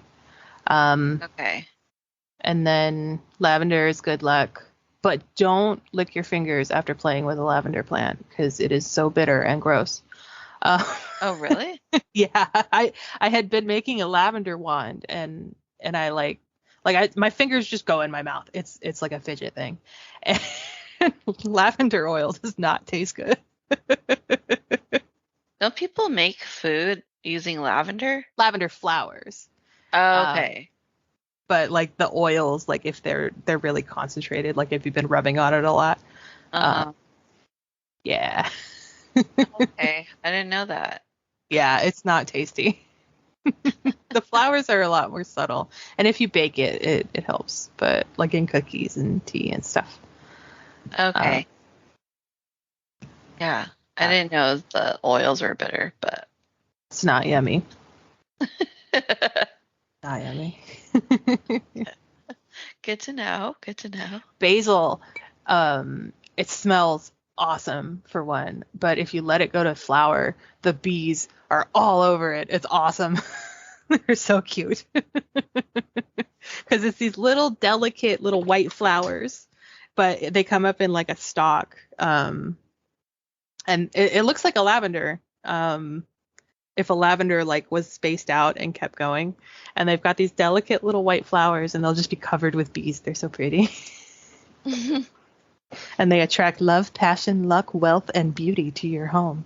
Oh, okay. And it's been credited with helping people achieve financial success without effort. Oh, well, everyone always wants that. Everybody wants that. Basil. I do love basil. I keep forgetting to eat my basil. I just sniff it and like rub on it. But if you prune basil right, you can get like one plant to be just massive.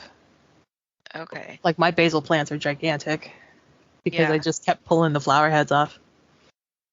So do you grow from seed or do you like buy little baby plants? I only bought my peppers and my eggplant. I have one eggplant plant, and then I bought two shishito pepper plants and 2 red bell pepper plants, and everything else was from seed. Okay. And I started kind of late because like a lot of people in Sacramento start their seeds in like December, and then they'll plant like 8 to 10 week old plants in February, March, since our grow season is so long. But I started probably in about February and then had all my plants out by March. But I also started a lot of seeds outside in the little plastic dome that goes over the seed trays. I just kept those outside. And then if it was going to be frosty, I would bring them inside for the night. Okay. Yeah, because that's what I was trying to figure out. Like, when do I actually start growing the seeds? Yeah. About 6 to 8 weeks from when you want to put them out. Got it. Yeah. Like some stuff you just want to direct sow. There's a whole list of stuff that you just direct sow. But you can direct sow anything. Yeah. Okay. Good to know. This is like totally different from. It is. Yeah. Like I said, I don't really know like what people count as superstition versus just what people count as folklore, and like what I would count as just like common practice. Like there's the Appalachian thing where if a broom falls over, that means the company's coming. And so you would keep a broom on your porch. And so if that broom fell over, that means that you should probably clean the house because people are coming over. Okay. Trying to think of other ones. The popular ones. So, a popular one that we do. So I don't know if you have any insight on this one, but where our bed is faced, so our bed can't be like our feet can't be facing the door. Yeah. That's a practice in Feng Shui as well. And it's part the spiritual side and then part the practical side. Because if someone were to open your door and like attack you, then you're in a very vulnerable position in that way. But if your bed is off to the side, they have to then look for you. Right. And so that's the practical aspect. And then the other aspect gets into like your spirit leaving you and your energy being able to travel certain directions and other spirits coming in and stuff like that. Yeah, that's what we've always been told, like, because the door, like any doorway is a doorway to, right? Yeah. So, like, doorways are for passing through. Yeah.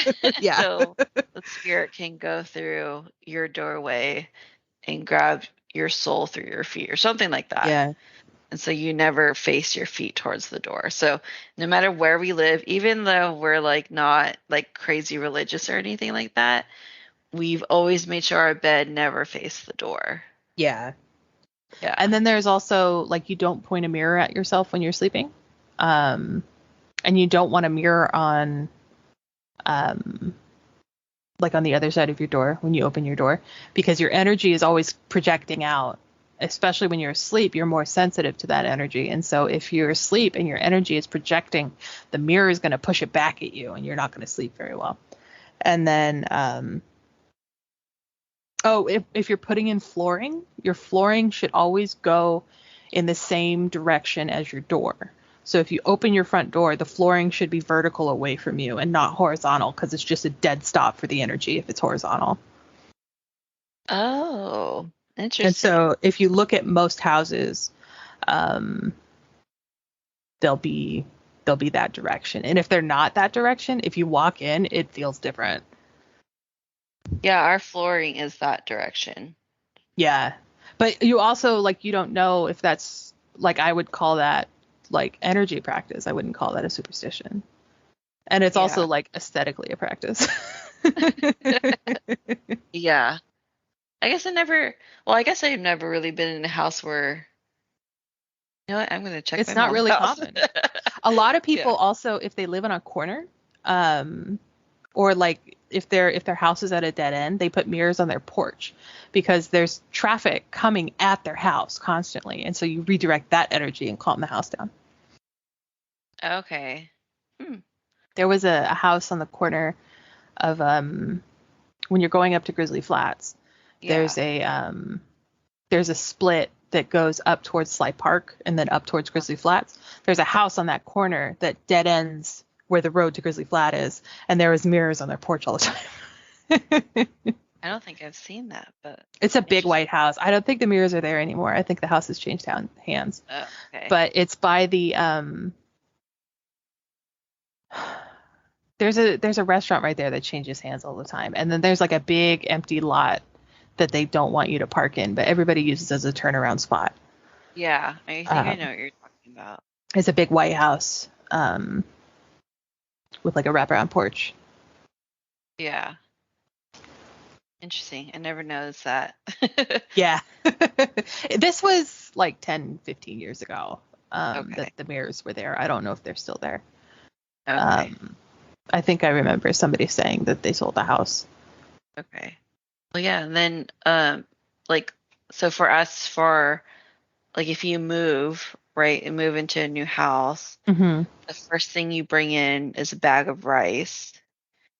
Yeah, I think it's supposed to it's because rice has a lot of meaning in just Asian culture in general. Yeah. Like it's prosperity. It's the lifeblood of the society. I mean. Yeah, exactly. And then some people, they throw salt around the perimeter of the house. Mm-hmm. Some people put coins on the corners of the house. We do the pennies. Oh, you do? Yeah, Okay. we take a penny and then we put it in the doorway. So like mine is on our front door has a window right next to it that goes into the kitchen, and there's a little tiny sill. So I have a penny on the corner of that sill by the door. And then in our house, it was on the floor, and we just left it on the floor when you open the door. There was like a little opening. There was like a little ante room, and then like a wall with a hole cut out of it that was the living room. And it was in the floor for several months, and then it was moved up to the top of the cutout with the sill. Yeah.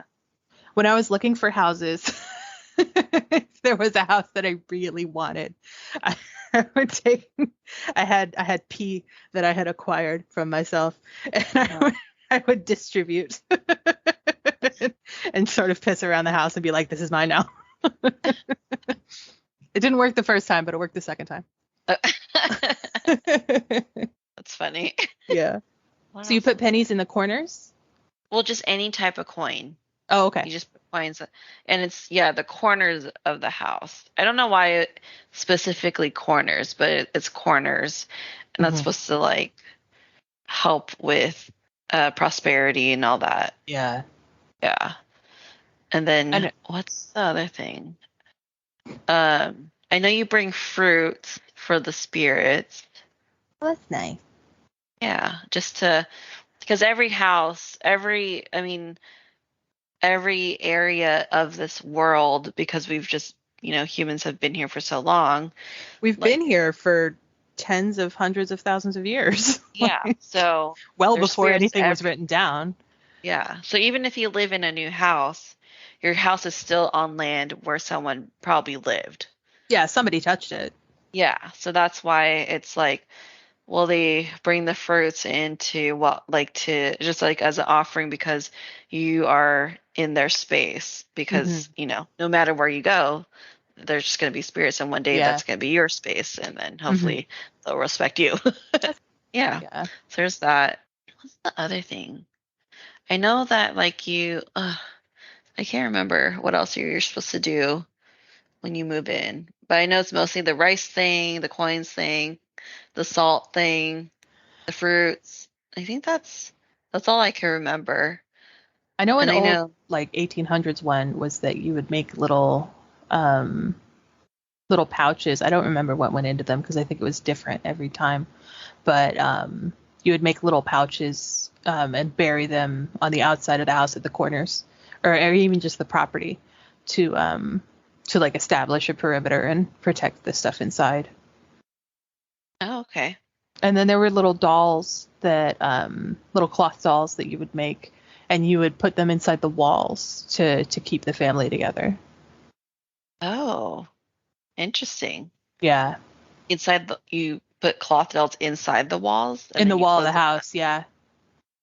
Huh.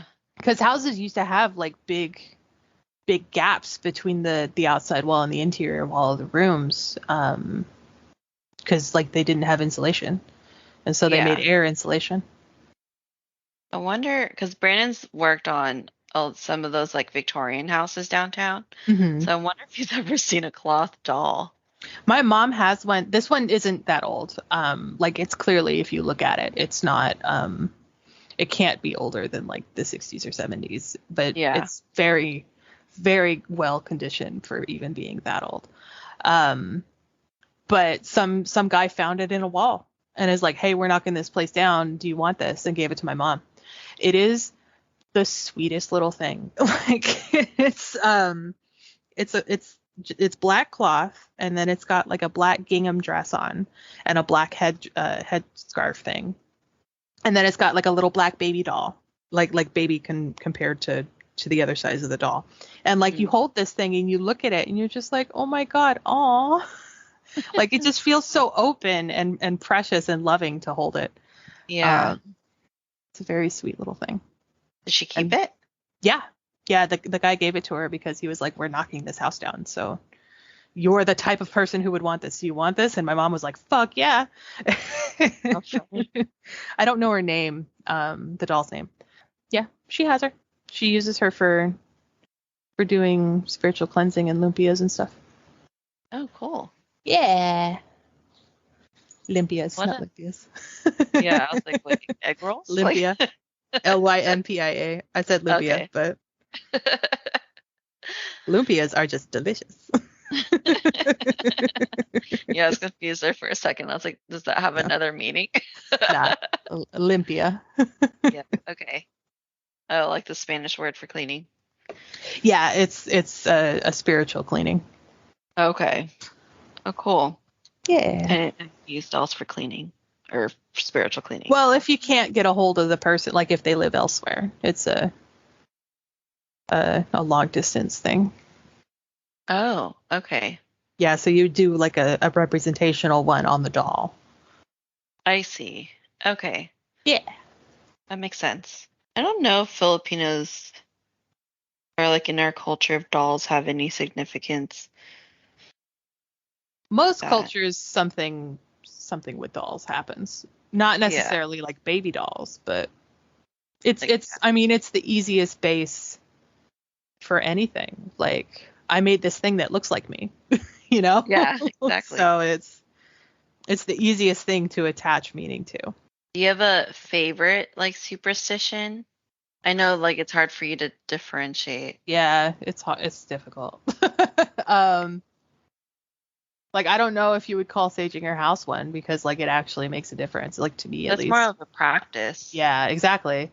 And then like another one is that I can think of, which would also be a practice, is like asking Saint Anthony for help.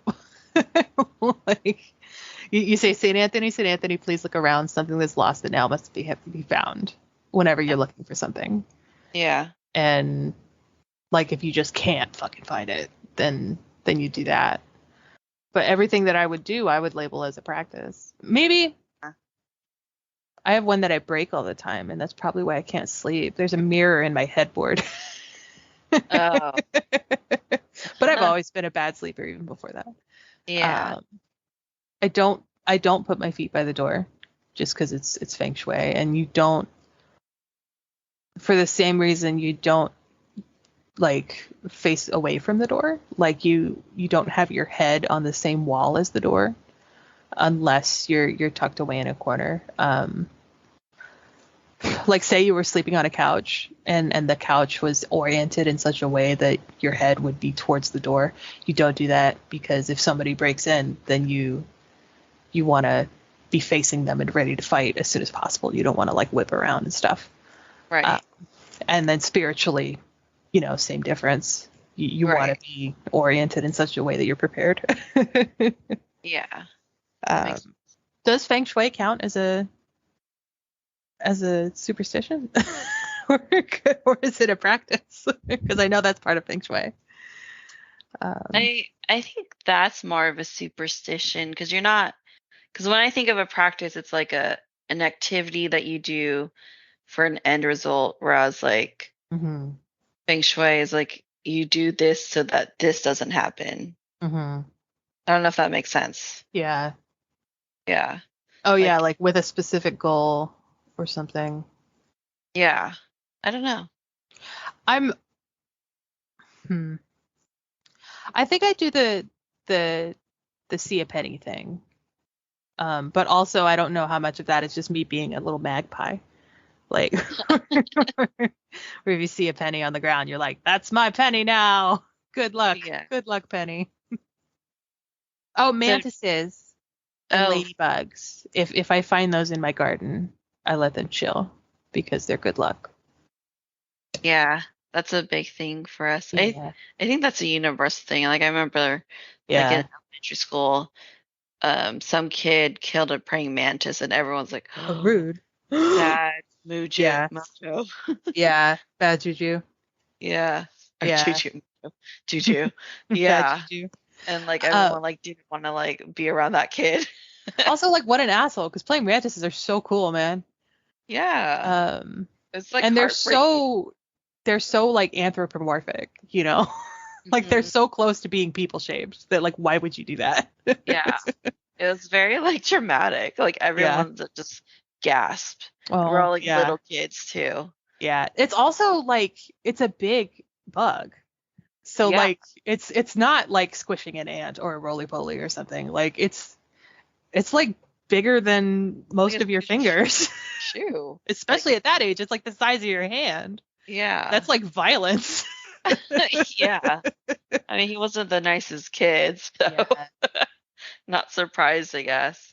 Yeah. But yeah, that I got traumatized by a baby praying mantis. I must have had my window open or something because I came in and there was one baby mantis drying its wings on my computer monitor. And I was like, oh my God, a baby mantis. It's so little. This is so crazy. And I went to like get my mom and show her and stuff. And then it flew at my face. Oh, I screamed so bad. I had to be like 13 or 14. But it scared the shit out of me. Jeez. They're cute when they're little. They're so little. Because it's just weird for something to be like baby toads. Like something to be a complete animal that is that small. Like you eat things and then poop them out and like have a whole system in there and you're so little. I have one I can't do is crickets. Okay. Crickets being good luck. I'm just generally sickened and terrified by crickets because when I was also a teenager about the same time, like within a year or so of the praying mantis thing, I was talking to my mom and we were just in the living room in the kitchen and like something itched on my foot. And so I like tried to scratch my foot with my other foot. And then there was a thing on me and I like screamed and freaked out. And it was like a 2-inch cricket that was black and it had been crawling up my leg. And so I was traumatized for life. And so now like crickets, grasshoppers, anything, I just get that like caveman, like, yeah. And I know like objectively that it's fine, but holy God. But they are kind of creepy looking. Yeah. And I don't like. And they jump like the speed at which they jump is like violent. Yeah. And they go very, very high for being so little and they go directly at you. Yeah. Like I don't like any bugs that crawl like really fast. Like they're natural. Yeah. Like they're like yeah, like they're coming fast. after you. No. Yeah. I'm not a bug person. I don't mind most of them. Like every other bug that I think I harbor like a resentment for has like a reason, like caterpillars. Like I can't have caterpillars because then I don't get these plants, you know. But like I call them potato bugs, but they have a different name. It's like a Jerusalem cricket. Those things are gnarly. Those freak me out. Have you ever looked at one of those? No, I don't think so. Google Jerusalem cricket. I don't know if I can. It's like so basic cricket body, right? The butt is like really long and round, but they're really shiny because they're a cricket, and they're like orange, and then they have stripes of black on their butt, but also they're like 4 inches big. Oh. And they're like really interesting as a creature until you move a rock and they're in front of your face. Yeah. No thanks. Yeah, they're I straight up screamed the first time I saw one. I didn't know what the fuck it was. I knew that it was 4 inches long and it was brightly colored and striped. It scared the shit out of me and I killed it with a shovel.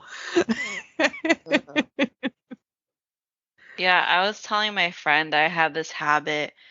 So after I shower, I always shake my towel before I use it.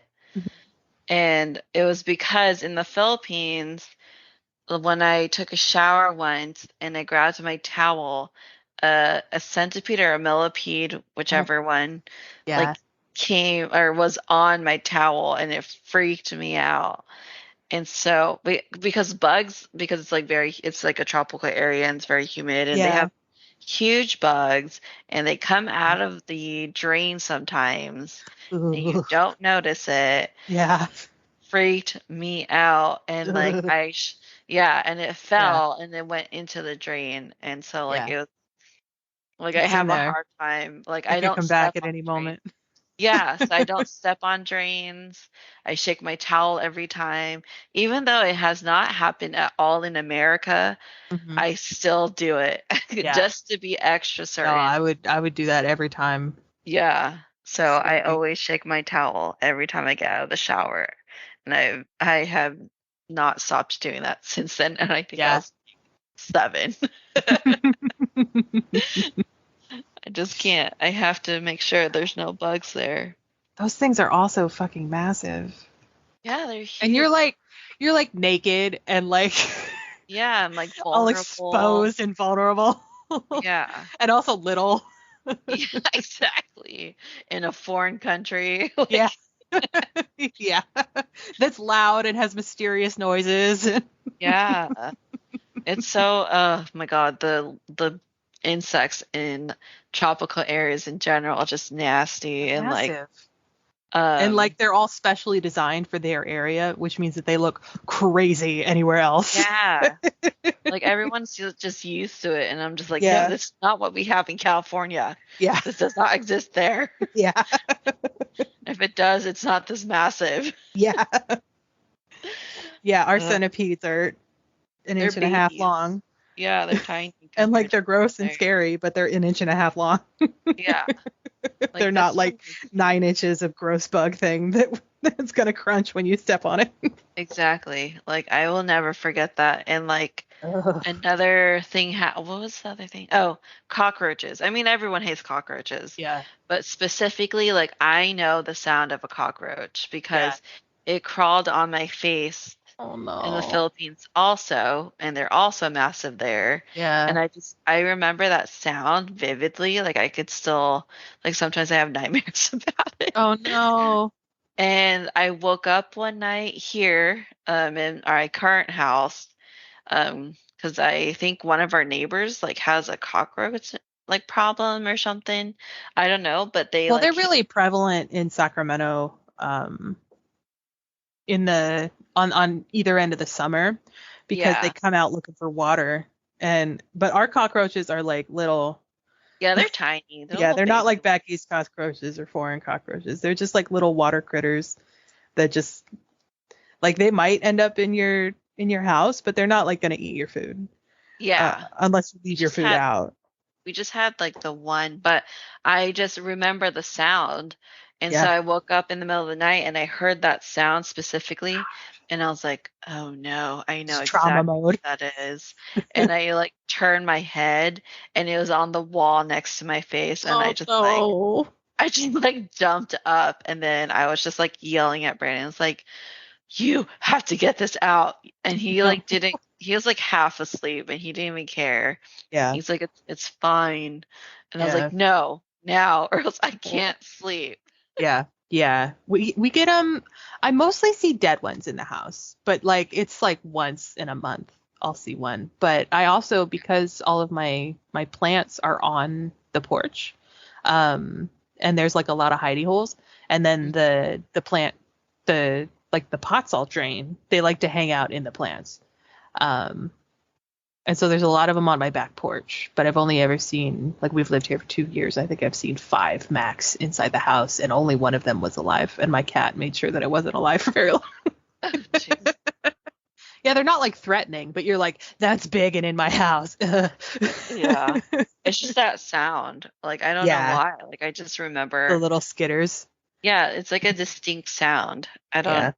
Ugh, jeez. Now I'm gonna have a nightmare about it tonight. I'm so sorry. It's okay. It happens every once in a while. Take a bath with lavender. Knock yourself out before you can get in. Because I could deal with rats, you know? Like I could deal with a possum or like just rodents, but insects is just like a whole other thing for me. My brother's house had mice. That was a nightmare. I've never like thought of myself as like I would scream if I saw a mouse. But we were we knew where the mouse was. It was in the garage. And there was a whole like infestation of like these big fucking rats in this house. But we had seen a mouse that had run over to my boxes in the garage. And we knew that it was in this one specific box. And so we wanted to get it out of the garage and like scare it. And so I'm there. My roommate's there. I lived with my brother. Sorry, I don't know if I made that clear. I lived there. My roommate's there, and she has like a 4-year-old. Maybe he was 5. I don't know, but he was little. And then I was like poking the box, and then it fell out of the box and ran towards me, and I screamed. I turned. And then for like weeks, he would be like, "Eek, a mouse," and like laugh at me because I had straight up screamed because a mouse fell at me. It was like a cartoon. That happened. Well, I mean, it was another cockroach, but it was a different house, and it's like the first time I've like seen the cockroach in the house. And yeah, I did the same thing because we lived with like, there was like 5 people in the house total, including me in the house. Mm-hmm. And we just saw the one. And again, I heard that sound, and I just knew right away. I was like, you guys, it's a cockroach. It's a cockroach. Mm-hmm. And then we saw it like go across the kitchen floor. And when it did, I screamed. And I'm not like a screamer. Like, I don't have like that high pitch, like, scared lady pitch screamed in movies. But that moment, I had that high pitched scream, and I jumped onto the chair, like the dining room chair and the table. And that's probably like the highest I've ever jumped and the loudest I've ever screamed ever. Yeah, that would, you think you're strong, and then you're like, ah. Yeah. And it's so tiny. Such a tiny little thing. Yeah, but your brain is like, this doesn't go here. Yeah. Exactly. Oh, I had a friend who would hold her breath going through tunnels, over bridges, and past cemeteries. Oh, past cemeteries. Yeah. Yeah. Because I've done I hold my breath in a tunnel, and then you're supposed to touch the roof of your car and make a wish. Oh, I didn't know the rest of it. I just knew that she would hold her breath, and it was a little bit obnoxious. Because she would be like, it's yeah. like, honey. Do it quietly to yourself. Just breathe on your own. I didn't know the cemetery one. I've heard like the bridges and the other stuff. Yeah. My mom says that her mom used to close her eyes when she would drive over bridges. What? Like when she was trying to close her eyes, and it's like, you're driving. Yeah, that's scary. That was in like the 60s though. Okay. Oh, geez. That would freak me out. Yeah. Like, excuse me. Yeah. Driving Excuse here. me, ma'am. I am 5 and you are controlling a motor vehicle. Exactly. Oh, that would be a bitch though, like in the Bay Area. There's that tunnel and then the Bay Bridge. Yeah. Like the Bay Bridge that is full of traffic and that you spend 25 minutes on. Yeah, that would not work. Yeah. You have to pay the attendant, and you're like, here's $20.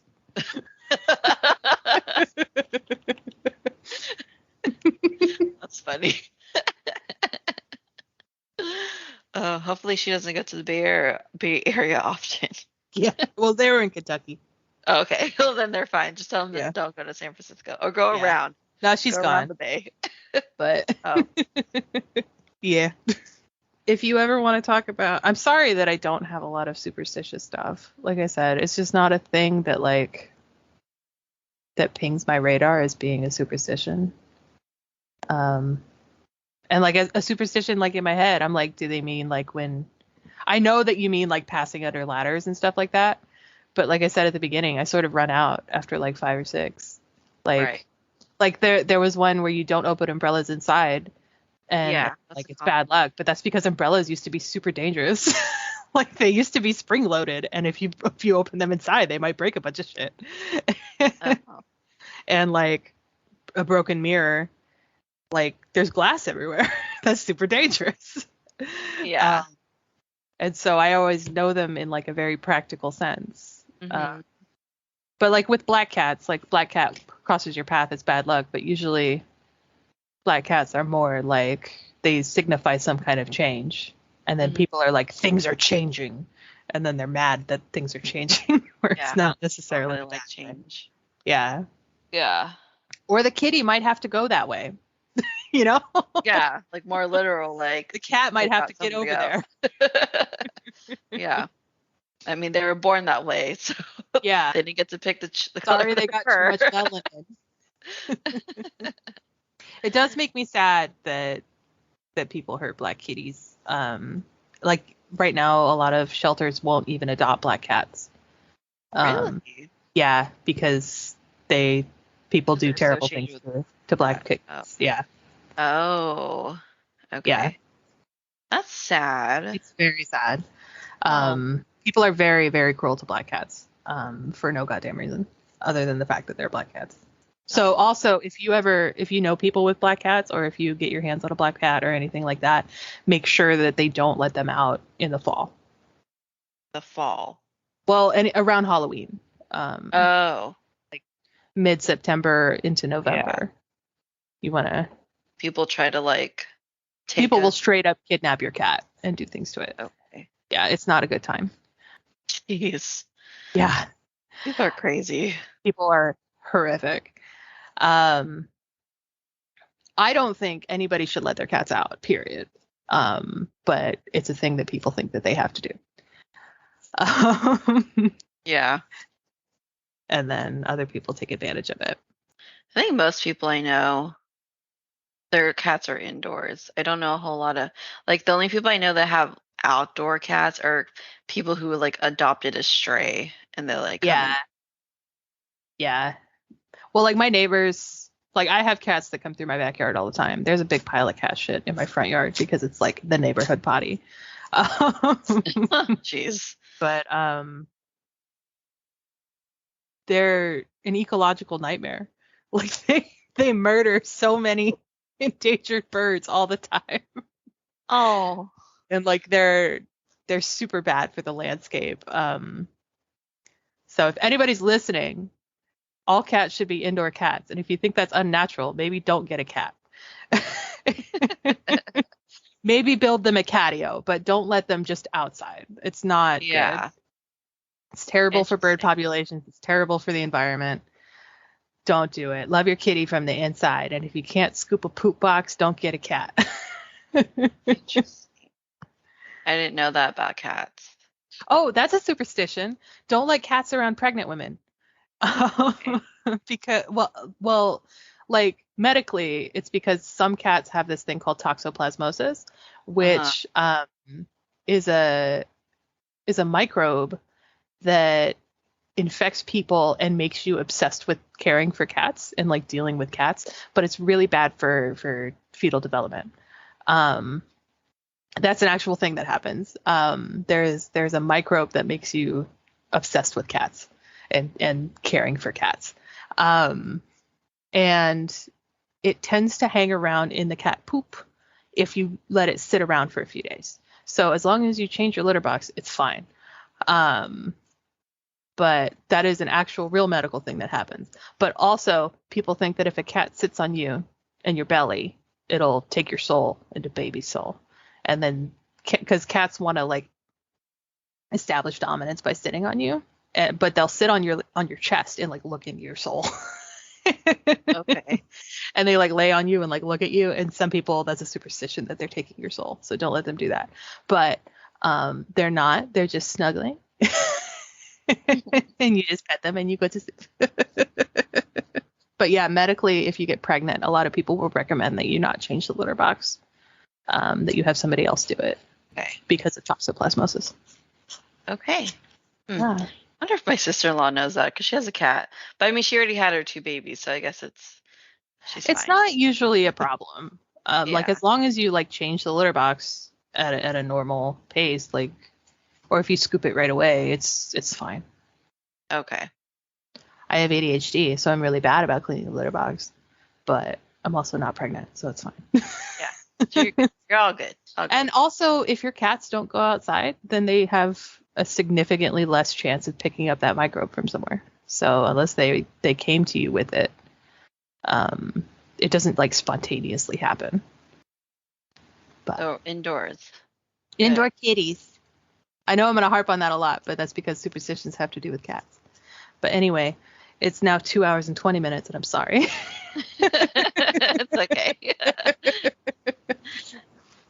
No worries. I'm just glad we got to do this, and thanks for coming back. Yeah, I wasn't sure if you're still interested in doing this stuff. Yeah, no, it's fine. As long as I don't have some kind of obligation, I'm fine. Just chilling. I think it's really fun. I want to start a podcast. I don't know if I will, but I want to. But well, you're always welcome on this one if you decide not to do one. Or we could do cross. You could be on mine, I could be on yours. Yeah, there you go. Yeah. That'll be cool. So yeah, let me know if you ever do start one. I'm sure. For sure. Like, I do love listening to you talk your different facts and stuff. So I'm just like, man, how does she know so much about stuff? ADHD. In general. There you go. Wikipedia with ADHD. Yeah. Oh, that's funny. Yeah. But cool. Well, it was nice talking to you. Thank you for having me on. I'm going to go before I talk to you for another hour. Okay. Okay. If you have questions or anything, let me know on the Instagrams. Yeah, definitely. But cool. Thank you for having me. Yeah, thanks for getting back on. Yeah. No worries. I'm not doing shit. Okay. Still at home. But also it's fun, so that's cool. But yeah, I'm glad. And then, whatever subject, it doesn't even have to be related to like paganism and superstitions and witchcraft or whatever. If you want to do something else, we can also do that. Like I know we kind of always go back to this stuff, but it's shit I know a lot about. Yeah, true. and it's stuff that other people don't necessarily know. Yeah. I'm like super interested. Like I don't know anything about this. I don't know anything about like fairies. I didn't know anything about the cold iron, whatever. Yeah. Well, that's really it's very Celtic and like I don't want to say European because it's really like the Nordic and Irish and UK stuff. And then European fairies are like a whole different deal. Yeah. So we could do an episode on fairies. Just fairies. Yeah, we could do that. We could do an episode on fairies. We could do an episode on because there's cryptids and then there's like folklore creatures that they're not distinct from fairies, but they fill a different niche. I don't know. We could do lots of episodes about lots of shit. Yeah. We could do episodes about ghosts. But yeah, no, absolutely. I mean, I'm on Instagram. I turned on my notifications just so that I would get your messages because that's the only notifications I ever get. So okay. I will be told if I get a message on Instagram. Oh, good. All right. Sorry, I'll leave you alone now. It's okay. All right. Thanks for making it to the end. If you enjoy what you hear and want to stay up to date on the show, please follow me on Facebook and or on Instagram. You can also check out my website at thetalkativeintrovertpodcast.com. All the information will be on there as well as in the show notes. If you want to help support the show, please review and rate the podcast and share it with your friends and family. Thanks so much, and I'll talk to you guys in the next episode.